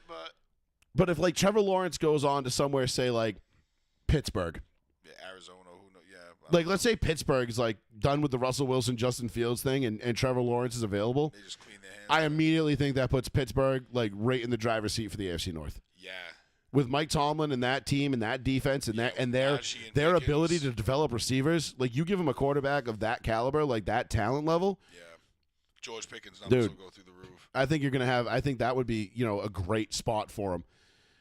I don't know how it works or if it's even possible. I haven't looked at it or anything. I'm just kind of like spitballing here, but Right. you think about teams that need a quarterback that Trevor Lawrence could go to. That's not a shit franchise like Jacksonville or Carolina, or Cleveland or Oakland or fucking name a place. Yeah. You know what I mean? I'm just trying to think, like, where could he go? Like, I guess McVay is going to be gone, but, like, if you replace Stafford when Stafford left, but McVay will be gone, too, so who knows how that would work. Right. It all depends on. I think McVay should stay on as some kind of. Like, I feel like Seattle would be a good place for him to go. I think Seattle's, like, one of those, like, low-key, like, Seattle actually cares about winning. Right. Their owner actually wants to win, so they're going to. Who's their owner again? What's his name? Microsoft. Not Microsoft. No, it used to be Paul Allen. Yeah, Paul Allen. Oh, it's Paul Yeah, Allen. thank you. Yeah, it is. Why the fuck? Yeah, I'm thinking of somebody totally different. You say Paul Allen, I immediately think Vikings play-by-play caller, but Yeah, no, it's Paul Allen. I'm thinking like, of somebody one else. of the greatest, if not the greatest in business. But no, I just think like you look at Chicago, you look at Jacksonville, you look at Carolina, teams that struggle, Cleveland that struggle to build and develop quarterbacks. There's always an underlying theme. We talk about it all the time on the show. It is the number one point that we try to hit home every single week when we talk about, what makes a good team or a bad team. It starts with ownership. Yeah, And front office. poor moves. ownership leads to poor quarterbacks, leads to losses and shit teams. Like, sorry, Yep. just the way it is. So, yeah, to answer your kind of a long-winded answer to your question, Tester, yeah, I think reality is slapping Caleb Williams in the face right now. Facts. I didn't think Caleb Williams was going to be anything to speak of in this league anyway. I thought he was going to be, he might be around for a year or two, maybe 3, before he's, he kind of goes the way of like Josh Rosen and Justin Fields. Who Josh Rosen? Yeah. And just kind of everybody forgets about him. But he was taken number 1 overall, so he's going to get a little bit longer of a leash and more time to develop. But Right. I don't think it's going to matter. I don't think he was emotionally or mentally ready for the NFL. I think he's too fixated on other things going on. And I, say this based on absolutely nothing but my own personal observations. I don't have insider sources or anything like that feeding me anything that says, this kid's not ready. Right. But when we talked about it last year before the draft, when that list of teams that he allegedly wanted to play for, or like, here's the list of the 5 teams I'll play for, and that's it. And we were like, okay, if that is true, Right. and we did put that caveat, if that is true, because you see it all the time, right? Guys come out and they're like, they're going to make demands. Oh, listen, I ain't going to play for you. I ain't going to play for you. Don't even bother drafting me. If you come into this league saying, I'm not playing here, I'm not playing there, your chances are, unless you're John Elway or Eli Manning, you're not cut out to play in this league. Nope. And that is just the absolute bottom line. So when that rumor surfaced and we were like, oh no. I heard that and I was like, And then he's bro. and then after that came the crying to his mom in the stands. Yeah. And then then the fingernail thing like kind of started popping off in his like eccentric style, which again, we give Joe Burrow a pass for his weird style because Yeah, but Joe Burrow's not wearing fucking like lip gloss and shit, bro. and Joe Burrow's going out and dropping for 400 yards and 5 touchdowns, against a division rival. Right. Still losing, but fuck, man, like what more did you want him to do? Yeah, I know.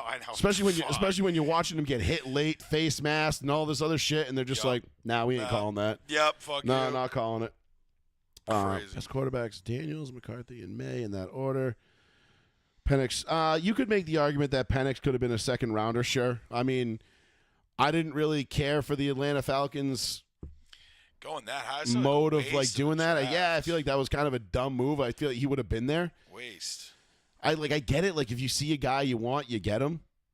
You know, you just grab him. Like, don't worry about what everybody else is doing. But then again, like, I don't know, Sean Payton convinced the Vikings that he wanted J.J. McCarthy so bad they traded up ahead of him to take him. And Bo Nix was still very much available there. So, I mean, I like Penix. I think Penix has got big-time potential. And I think, honestly, he could surprise people in 2 years when he ends up being the starter. Yeah. You know, or maybe sooner if Kirk gets hurt, you know, God forbid, because I like Kirky. I don't, you know, wish. I don't wish. I don't wish ill on him. I do this week, but other than that, you know. But Penix, I think, is probably the best deep ball we've seen in a long time. You know, so he's got something going for him. But no, you know me, and my take on it. I wanted Bo Nix number 1 overall. That was my number 1 overall for the Broncos. Yeah. Then it was Drake May. Then it was Jaden Daniels. And the only reason I had Daniels, even though I thought was more talented than May, his physical stature spooked me a little bit in terms of being able to stay healthy in his style of play. And you know, we're already kind of seeing it a little bit where he's kind of banged up.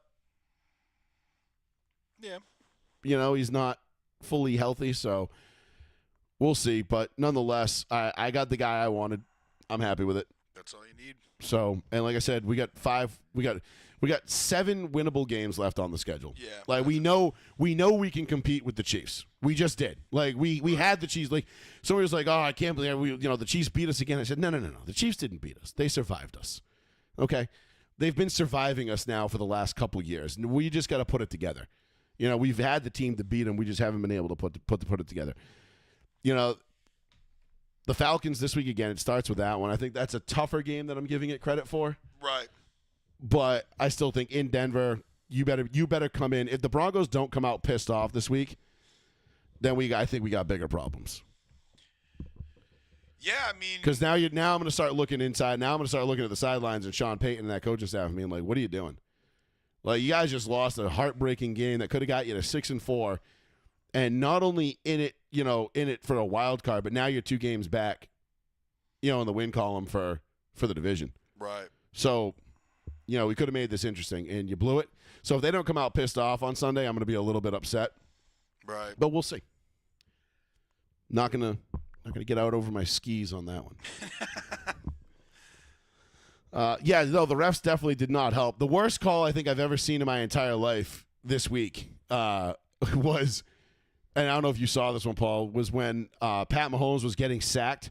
I think P.J. Locke came basically untouched on a safety blitz. Or was it Nick Bonito? I forget. I think it might have been Nick Bonito. Came up the middle, untouched. He's smothering. I mean, he's like, it's snap. Mahomes takes 2 steps. Bonito's on him. Like, no routes have a chance to even develop. Nobody has a chance to get downfield. They throw a flag for illegal contact after he's already in the arms of Bonito. Right. And instead of a 4th down and a punt, it's automatic 1st down on 3rd and 10. And you're like, what the fuck? Dude, are you fucking kidding me? Like, it's hard enough to beat the Chiefs as it is. Right. But now I'm realizing it's not as hard to beat the Chiefs as you think it is. It's just really hard to beat the Chiefs and the refs.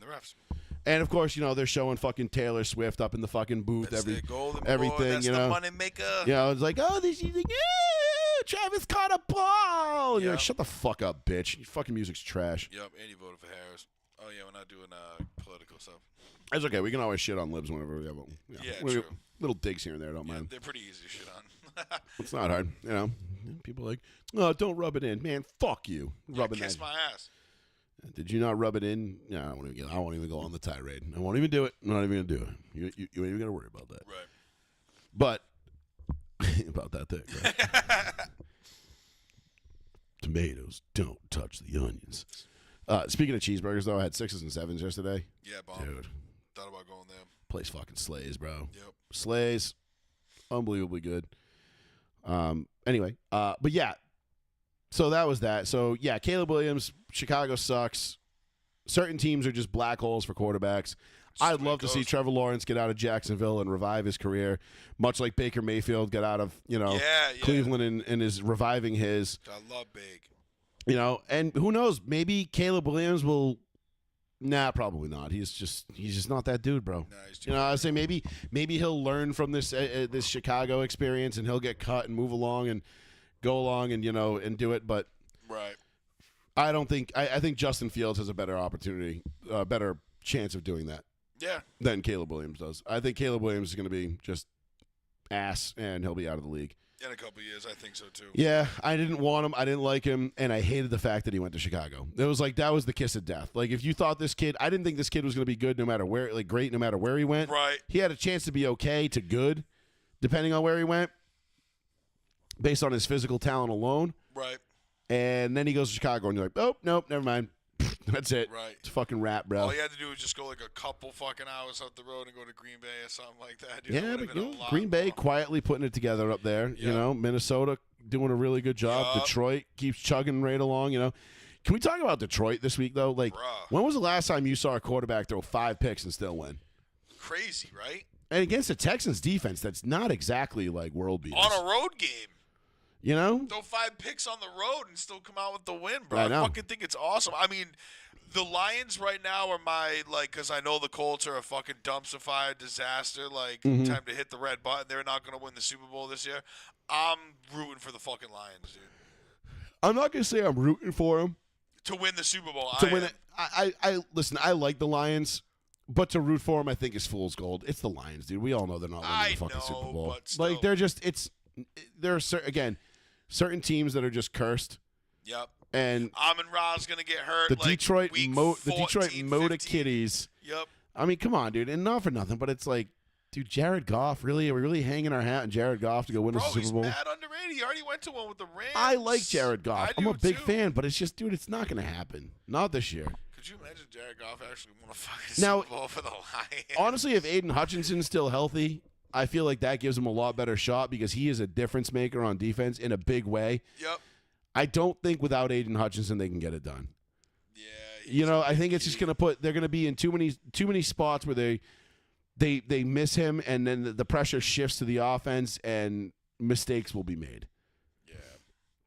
You tell me not though. That would be like if like I was the owner of the fucking Lions and you were the owner of the Rams. We both see each other. We just like if the Lions ended up winning a Super Bowl with Goff, because we Yeah. traded Sat, we just be like, nice trade, brother. Hey, like it worked out for both it of us. worked out like a rare win-win. Yup. A rare Wouldn't win-win. it be so awesome It if would they be. just took that switch from to both? Listen, get I one, wouldn't like, be hilarious. upset. I would actually I'd be thrilled if the Lions won. I'd be pumped. I'd be if super listen, if happy. the Lions get the Super Bowl Sunday, I'm probably rooting for them. I mean, outside I of don't like see another team I'm rooting for. the only team I think I might root for them over them would be Buffalo, because I'd love to see Josh Allen get one and just kind of cement his legacy as one of the best. Because I think he deserves it, and I know that's going to go up Sean's ass sideways. Yeah, because you know what But- though, I think Josh Allen has like 2 or 3 years left in Buffalo to make it, or else they're gonna shop. No, I think he'll be there for a while. Yeah. I think he's the guy. Yeah, he's going to be there for a while. They're going to build around him. They're going to tear it down and rebuild like they did around Brady all Yep. those years. Yeah, And keep you know, where it's like it's those low key, those competitive rebuilds, if you will. right. Where you have a great quarterback and a great coach, so you're just like, all right, like This is easy. Yeah, McDermott's solid. we're I going to think, be if he good. We stays. might not be Super Bowl winning good, but we're going to be good. Yep. And then you keep plugging along and you keep plugging the holes, and next thing you know, all of a sudden, 2 years, you're like, oh, okay, now Yeah, we're you Super find Bowl that good. chemistry with that team. Yeah. And it just everything happens. So I mean, Buffalo. Start off 7-0. Buffalo would be a team I would root for over the Lions. That would be a And tough. it wouldn't even be like I'm like rooting for Buffalo over the Lions.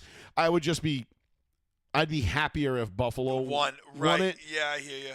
because I want to see Buffalo win one. Like, and I want Josh Allen to get one. It would be a shame if it came at the expense of the Lions. I'll put it that way. Yeah, that's what I don't want. You know, like I want it to be I'd like rather it be like Philly or something. yeah, somebody And not because whack- I hate the Eagles, but not even the Niners too, because I still wanted them to get one. I would still love for the Niners to get. See, like if it's like Buffalo, San Fran in the Super Bowl, I'm gonna be like torn, dude. Like, Ooh, I'm still gonna have to go with Buffalo on that one.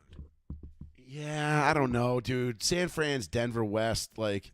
Yeah, they got. You know what I with mean? Shanahan. All the ties to Denver and San Francisco, that'd be tough for me to root against. right. Really tough. And I like Brock Purdy, bro. That's a crazy. Because I want story. Mr. Irrelevant to win a To win Super a Bowl. Super Bowl. I think that'd just be the coolest thing. I mean, the second coolest thing would be the Detroit Lions winning a Super Bowl, I guess, because Right. they've been rebuilding since 1956. Yep. So, but the NFC is kind of wide open right now, especially with the Rams dropping that game last night. That was a big loss by the Rams. The Rams Yo. really had a golden opportunity in front of them to just kind of come out, put one on the Dolphins, and get themselves like back in the race for the NFC West, and then not only that, but like get themselves in the race for the NFC, like for a 2 seed. Yeah, they fucked up. They really did, man. They dropped the ball. Dolphins came in swinging though, bro. They were flying all I know. over the fucking field. I was like, damn, Tua looked all right. I mean, looked like an idiot, but still, tackling guys with your fucking head as he takes a knee to the fucking head, bro. I'm like, what didn't you learn from the last 3 concussions, You can concuss the football player, but you can't take the football player out of the concussion. Yeah. Something along those lines.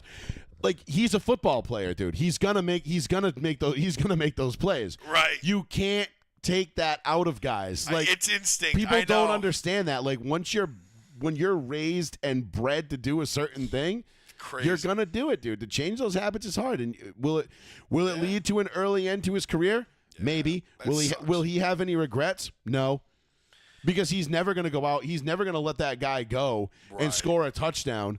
Right. Because he was like, I didn't want to get kneed in the head and concussed. Like, what if I get concussed? Like, then get off the field. Yeah, it ain't about you, bro. There's 10 other guys out there that bust ass. And not only that, but if you can't make that play, then you can't be on the field. Right. You got to be able to make that play. Yeah. Not asking you. You're a quarterback. We're not asking you to go out and make 100 tackles a year here. Right. Unless you're Jameis Winston and you're fucking constantly throwing to the wrong team. Yeah, you got to throw 30 picks a fucking season. But yeah, unless you're in the 40-40 club sometimes. Fuck. But Jesus Christ, dude. I don't know. I feel like the Rams blew an opportunity, and a big one. And I was high on the Rams coming up too this over the next couple of weeks to get themselves back into like the conversation for like a 2 seed or a 3 seed in the NFC because it's so wide open. Yeah. I mean, I don't know what the exact standings are as of today, but let me take a look because what division? What is it? I'm just saying for the NFC in general. Oh. So let's see the NFC. So you got Detroit at 8-1, Philly 7-2, Washington taking the L 7-3, Minnesota 7-2. They've come back to earth a little bit. The Packers are 6-3, ATL 6-4. I don't think they're going to really do anything. Tampa 4-6. They're under 500. They suck. Arizona 6-4. They ain't shit. But that's the thing right there, dude.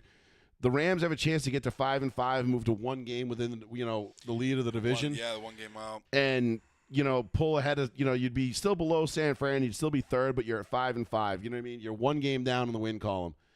And looking at their schedule for the rest of the year, like they had some, you want to talk about having winnable games left? They're at New England. Then you get Philly. That's tough. At New Orleans, that's a win. Buffalo's a tough game. At San Fran, they play the Niners tough every time. The Jets, that's a win. And they finish out with 2 division games against the Cards and the Seahawks. Like, the Rams had an opportunity here, and I feel like it's not over for them yet because I don't think the Cards or the Niners are... No, they can beat the Patriots. They should beat the Patriots on Sunday. They can beat the Saints. They should.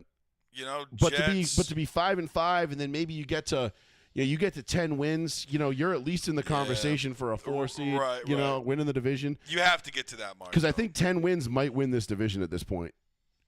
The Cardinals, let's see what they got left. Based on what they got a bye this week after they fucking clubbed the fucking Jets like a baby seal. Yeah. Then they're at Seattle, at Minnesota. Those are 2 tough games. Yep. And then at home against Seattle. They get the Patriots at home. That should be a win, but it's Arizona, so you never know. Never know. At the Panthers, that should be a slam dunk. The Rams and the Niners. So the Cards got a really kind of tough schedule. Yeah, coming up to close out the season, and it's just, dude, it's tough. I mean, outside of, and you look at the AFC, same kind of thing, man. Outside of Buffalo and Kansas City, nobody's really running away with it. Baltimore and Pittsburgh tied it, basically with 7 wins. Right.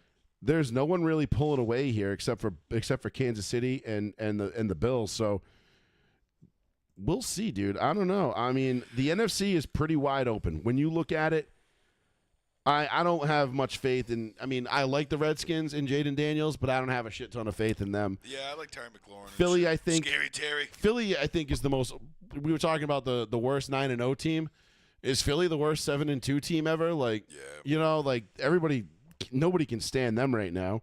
Atlanta 6-4, garbage. Arizona 6. Right, we already talked about those. NFC is wide open, dude. It's anybody's conference. So. You got to really, I mean, if you're the Rams, you really got to fucking, that one really had to hurt last night. Yeah. At home, dude, come on. I know, and you kick 5 field goals. Yeah. And Stafford missed Kyron Williams wide open. what would have been a touchdown. I mean, he missed him. Kyron Williams turned around at like the 4-yard line with nothing but grass between him and the goal line.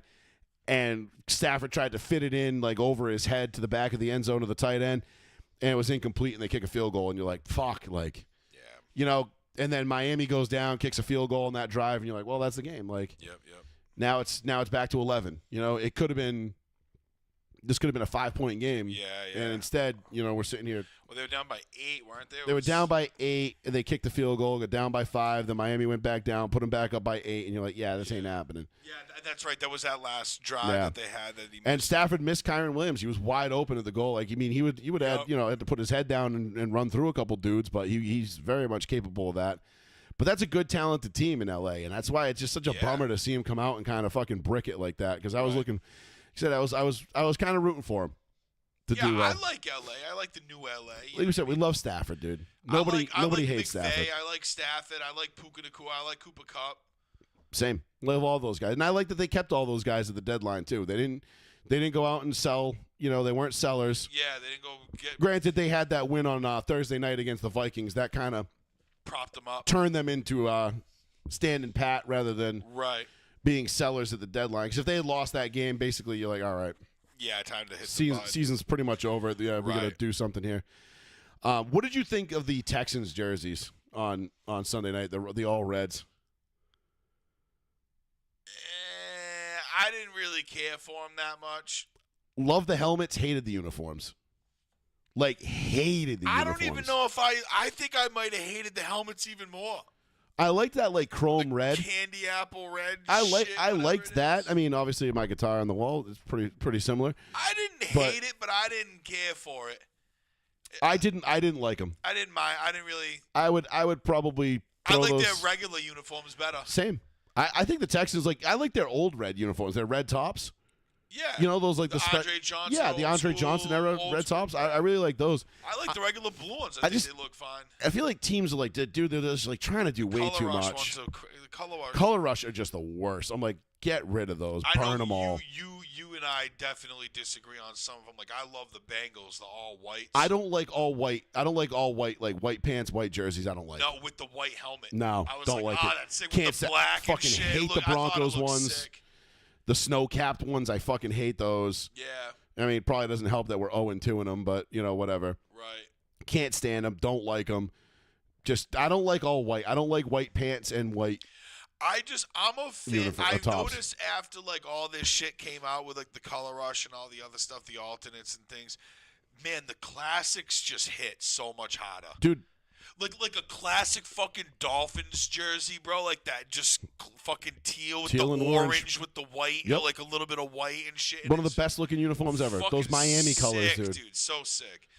Just old classic fucking uniforms are the best looking ones. You watch a San Fran game and you look at them and they're classic, they're red with the gold helmets, you're like, yep.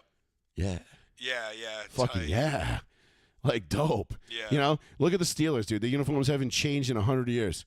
Yep. Still one of the best looking uniforms on the planet. Classic Ravens, the ones they had the other night. The Raiders jerseys, silver and black. Yup, sick. The silver pants, the black tops. It's fucking one of the illest jerseys of all time. Yeah, definitely. Those Ravens jerseys they wore on garbage. I hated the helmet with the facing. Yeah, those were fucking terrible. I'm like, what is that, bro? Absolutely terrible. I like the classic fucking Ravens black with the the Ray Lewis fucking classic Ravens shit. That's nice. Yep. I like those too. The T-Suggs jersey I got. Could not stand the ones you had the other night. Those other ones from the other night. Ugly as fuck. Just ugly as sin, dude. Weird purple looking color. Yeah, did not like it. No, with gold and shit, it was weird. No, and obviously purple and gold, Lakers colors, kind of a big fan, but not in that. It was a weird purple. Yeah, not in that combination. The way they did it just didn't hit. It's like teams are trying too hard to be like Oregon, and they're like, yeah, man, like we're going to have 75 billion different combinations a year. Bro, no. Like, this is the NFL. Like, we have tradition here. Okay.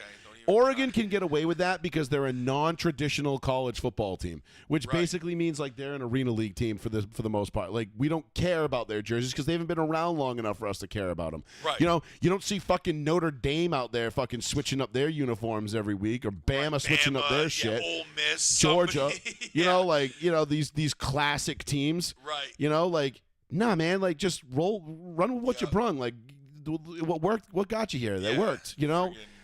Penn State, all them, like they're classics, dude. They don't change. Classic Texas, like the Longhorns, dude. They don't change. No.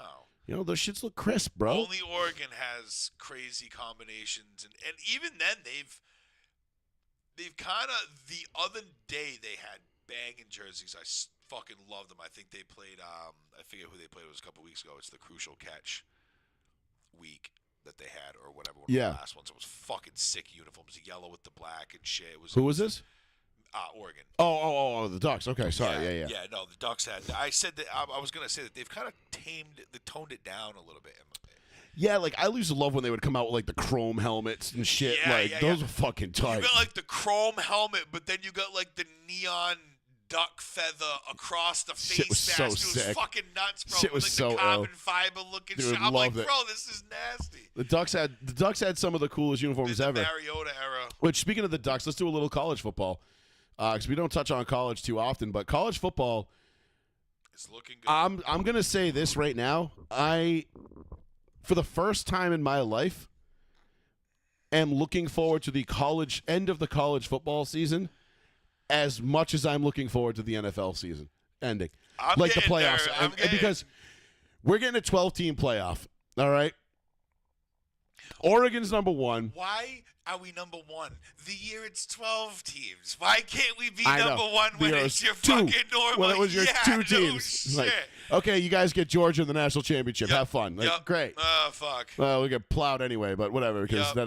that was always the case when Oregon fucking managed to get to the national championship. Oh, yay, we're going to play Auburn for the national championship. Yeah. Cam Newton was like, fuck you. Yeah, Ohio State. Fuck you. Ohio State, yeah, true. I'm excited, dude. So this week was this was a big upset week in college football. If you're a big college football fan, you already know. A lot of teams went down. Ole Miss took down Georgia. That was huge. Miami loses to Georgia Tech. That was huge. We saw next to no movement in the rankings. What's the overall, sorry to wake you up over there. What's the top 25? What's the AP, the college football playoff ranking right now? Should have had this up already. Come on. I'm looking at it, and it doesn't make any fucking sense. This can't be it. FBS rankings, AP top 25. Yeah. Bro, you know Miami's 12th. No. That's what I'm saying. I'm like, this isn't right. I'm like, it says AP right there, rankings. I don't know what in God's name, because That's the AP. they got ninth. They're down to ninth now. Yeah, that makes more sense. Oregon, Ohio, Texas, Penn State, Indiana. Yeah, because I remember we were talking about it, they were, and like I saw the rankings yesterday, and I was like, they were still at 4. I'm like, there's no fucking way. I knew we were going to get hammered for losing to Georgia Tech, Miami, that is. There was no way in hell we were going to stay where we are. But the playoff rankings, so the top 12, so you got Ole Miss at 12, Bama, Miami, Notre Dame at 8. Like, what? Come on. Tennessee, BYU, Indiana, Penn State, Texas, Ohio State, and Oregon. On the outside looking in, you've got Colorado at 17. All right, they are going to get in because they're going to run the table and they're going to beat BYU for the conference. Right, Boise might get in. Boise will not get in. They will not give Boise State enough love to get them in. No. There is always going to be 12 teams better than Boise I State. think they would love Ashton Genty to be in there. I mean, I'm sure they would because he's a Heisman contender, but like you're not putting them in over Miami. You know, you're not As a putting them in whole, over. yeah, Like you can't tell me Boise State. Hey, you're Ole Miss. You're going home. We're putting Boise State in. Meanwhile, we got Georgia's ranked fucking what are they ranked now? 12th. Like okay, no, so Georgia. they're on the edge. Yeah, Georgia, you're going home. Like wait, what? No, Right, like no. I still think Georgia's the best team in college football. Which is crazy to me that they're ranked 12 But right now. Because this is what's fucking wild, dude. Is like you're looking at teams like Indiana in the top 5. that's what I mean, guy. They're fucking 10-0. I'm like, why? And they're a decent team. right. They're a decent team. So I feel like this. I think my opinion that I had formed based on how the college football playoff expansion was going to work out. Yeah. I don't think I took into account enough the NIL factor. The fact that the portal, bro. parity across college football was going to happen so quickly. You got guys getting paid now. Because you've got teams like, for the first time in a long time, I don't think Oregon's just going to get steamrolled by an SEC team in the national championship. No. Guy, everybody shit on us for going to the fucking Big Ten, saying we'll never hang with those teams. We'll And now- never hang with these. and We're now running look the at 'em. fucking table, And now bitch. they're running shit. We're running the table They're in the the Big odds-on Ten. favorites to win it all. Yeah. You know, and Indiana, all of a sudden, they're a come up. Now, do I think Indiana's a paper tiger? Yeah, I'm not putting any money on Indiana I to don't know win what it. their strength was or anything like that. But, like, you know, you look at a team like Miami. Cam Ward's probably going to win the Heisman. I mean, all things, you know, if all, Yeah, you he think so? should. Yeah. He set the school record for touchdowns for Miami this week with 32. Miami's defense has been suspect all year. We knew it was going to cost us at some point. Just didn't think the fucking triple option at Georgia Tech was going to be the thing to do it. Right. But like I was telling one of our buddies the other day, Miami tends to struggle late in the season against teams like Georgia Tech, Virginia Tech, Pittsburgh. Like those teams, like Miami always finds a way to like fucking Fuck it up. just biff it. You know, they're like, hey man, just Yeah. win this game and you're in the ACC title game. That And was- they're like, Yeah, nah. that was like Oregon with like the fucking Utes or Arizona. Or Stanford. Just like Always, Stanford, forever bro. fucking Stanford, dude. Always kick our ass for no A fucking goddamn reason. fucking Christmas Unranked. tree just come in and kick your dick in. And you're Yep. like, wait, what, how? Yep. So Fuck that. I'm excited for the college football playoff because I think, I am. you know, honestly, I think Colorado's going to run the table. They're going to beat BYU in the conference championship, and they're going to get in the playoff. And the fact that we could have Colorado with Deion Sanders, Shador, and Travis Hunter in the playoffs in his second year as the head coach. Right. That right there in itself should tell you everything They'll you need to find a know way about to the direction. discredit, though. They'll find a way to discredit. You're not- they made it in with 12 teams. You're blah, not. blah, Yeah. So what? Yep. So guess what? Because everybody's going to make it in with 12 teams going forward. Right. This is how it is, bitch. Or in a couple years 16 if they decide to. Right. So Yeah. you are going to have an absolutely epic fucking college football playoff because I don't think, like I said, like I'm not so scared of the result of a team like Georgia going up against a team like Miami. Or, you know, Oregon playing Bama. You know, or fucking, I don't know. Why do you fallen, bro? It's not those powerhouses. Yeah, There's a like lot more Ohio powerhouses State. coming up Ohio now. State's not going to play, you know, Ole Miss and just run roughshod over them. Right. You know what I mean? Or Like this. fucking, what was it, Texas a couple of years ago? What the fuck was that? With was it Georgia? Stetson? They TCU and they fucking Oh, steamrolled right, yeah, fucking TCU. right. TCU got there and we're all like, all right, this is cute, but like, come on, dude. Like this is Georgia we're talking about. Like they're Yeah. basically a professional team. Right. You know, Yeah. it's like, nah, it ain't happening. So crazy. we knew that was going to be the case, but that's all fine and well. But what's fucking awesome about this is that we're going to get some close, good, competitive college football playoff games, and the NIL and the transfer portal has everything to do with it. All the things that the traditionalists hate, like, you know, the guys that are like, fuck this shit, go back to the BCS era, you know, the AP era where the AP just used to determine the fucking national champion at the end of the season. Yeah. There wasn't even a championship game. Right. It was just, you know, whoever Rose Bowl. whoever the AP decided to fucking say was the champion was the champion. And you're like, Right. cool, man. Now at least you get a chance to play for it. You know, the top two would fight it out.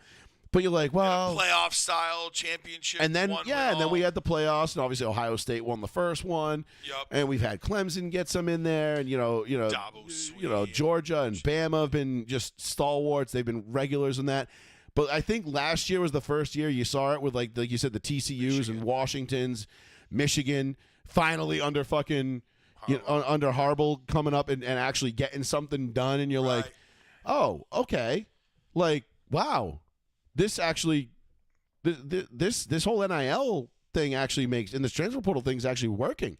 Right. And meanwhile, Nick Saban's just like, nah, fuck this, I'm out. Yeah. Like I ain't bowing down to these kids, dude. You can kiss my ass. They do what I fucking tell them. They ain't worth So- no millions of dollars.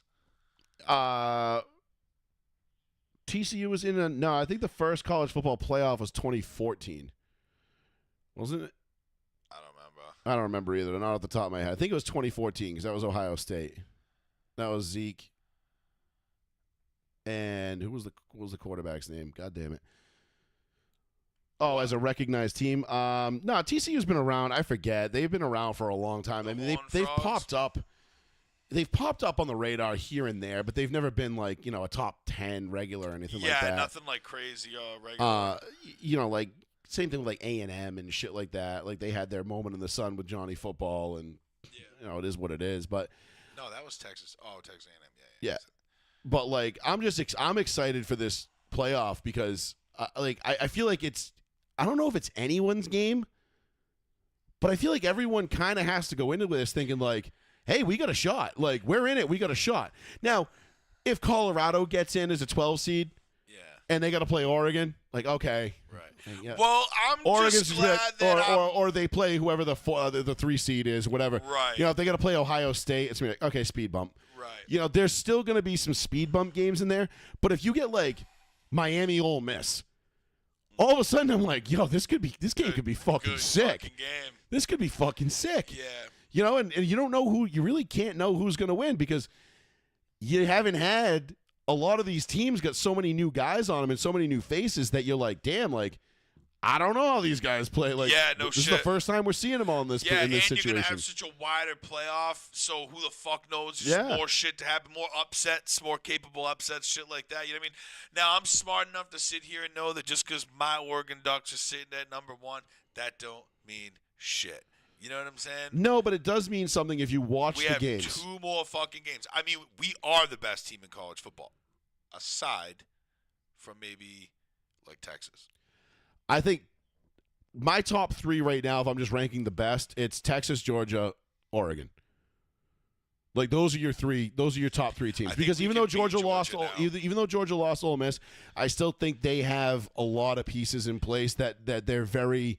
They're a powerhouse in every sense of the word. See, I can't be too confident because, but they're beatable though. Right. Georgia. That's what I mean. In years past, you wouldn't even give it a second thought. You're like, yeah, all right, Georgia's gonna fucking smoke everybody. Yep. Michigan finally put it together last year and was like, now we're the big dogs on the block. Right.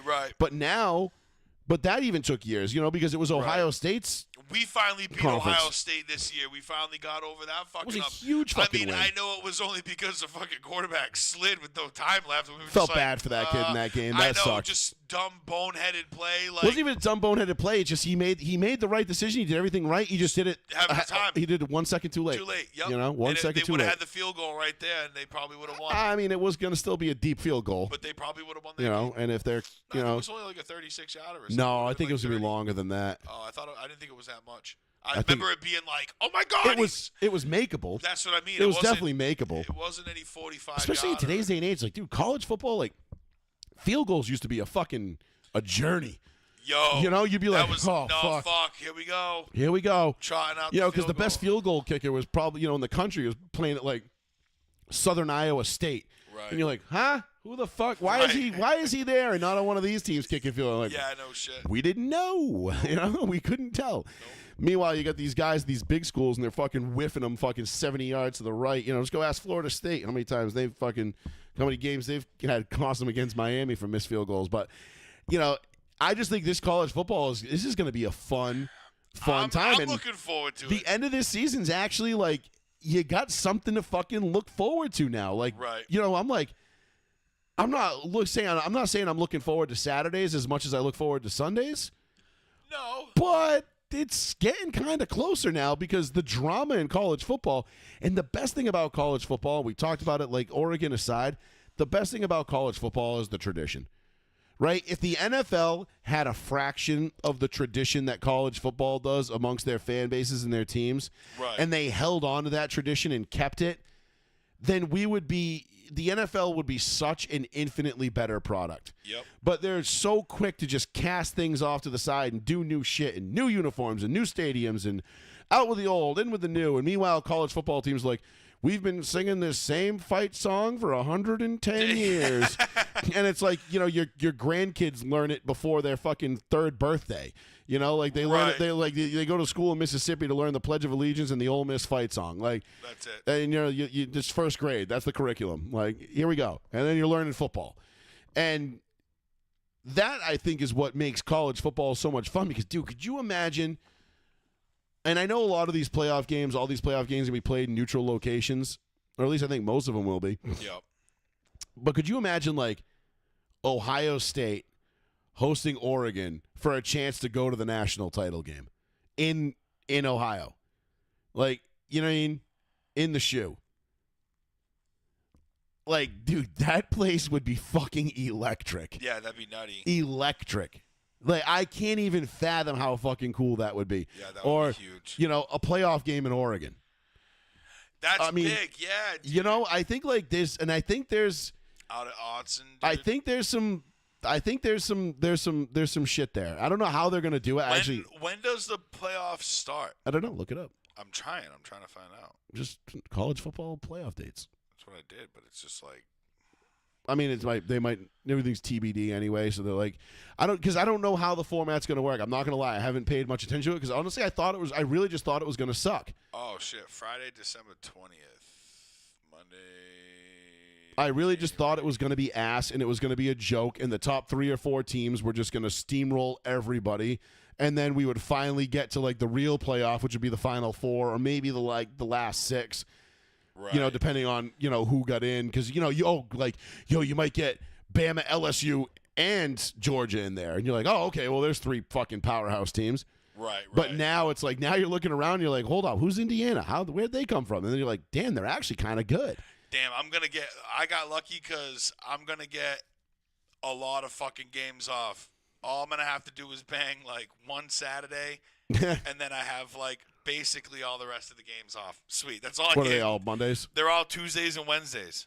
Oh, sick. Tuesdays and Wednesdays? College football Tuesdays and Wednesdays? So first round is December 20th and the 21st. So it's Friday and Saturday is the first round. Okay. December 20th and 21st, Friday, Saturday. Quarterfinals is the 31st and the 1st, which is fucking New Year's and New Year's Eve. So that's Tuesday and Wednesday. Fiesta, Peach, Rose, and Sugar Bowl all on that day. 7:30 p.m., 1 p.m., 5 p.m., and 8:45. And then semifinals is January 10th, 9th, and 10th, which is Thursday, Friday. So I'll have to like figure that out. But then the fucking championship's Monday. As usual. As usual. As is tradition. Well, depending on what Thursday or Friday I might have to get off in January. That'll be that. I mean, I'm not taking any days off for it. If Oregon's in the fucking Orange or Cotton Bowl, I am. Listen, if it falls on a day I have off, so be it. Great, but no, if Oregon's in the if Oregon makes it to the to that, I'll take it off. I'll see what happens with Miami because I think the only day I'm really tied down is Fridays. So whatever, we'll see how it goes. Yeah, we'll see. See how it goes. Yeah, see what we could finagle. Yeah, I might have to just go to work or whatever. Figure it out. Just hope and pray that when I get out, they've won. Yeah, no shit. Because I won't be watching it. Right. Right. Because we don't do that at work. Fingers crossed. I don't know what you're talking about. We can't do that at work. We have no access to anything ever. We get it from the other people that yeah, we have to listen to the clients that we're babysitting to feed us the information as we do our jobs. Yeah. Yep. That's how it goes. Anyway, all right. Should we leave it there? Did we miss anything? No, I don't think so, man. I don't think so. The NBA, yeah, whatever. Fuck it. NBA's Long NBA. Season. Long-ass season. Long-ass season. In-season tournament starts tonight, right? Yeah. Yep. Covered NASCAR, covered college football, fucking NFL, buzzing. Yep. One thing I did want to say about NASCAR, too, rest in peace, Bobby Allison. Oh, shit, really? Passed My boy Davy's dad. 86 years old, died in his home in Alabama, peacefully in his bed. Nice. Great way to go. Fuck yeah. Lost a legend. Bobby Allison, Davey Allison. Remember the 1988 Daytona 500? They ran 1-2 to finish it. It was one of the greatest Daytona 500s ever.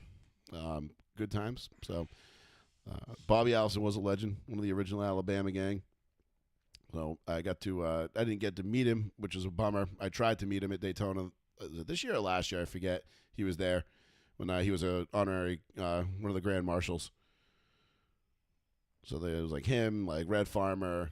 Trying to think of who else was there too, but there was a bunch of people from the Alabama gang that they honored, and they gave the command to start the engine, so that was pretty cool. No doubt. But I wasn't cool enough to get down.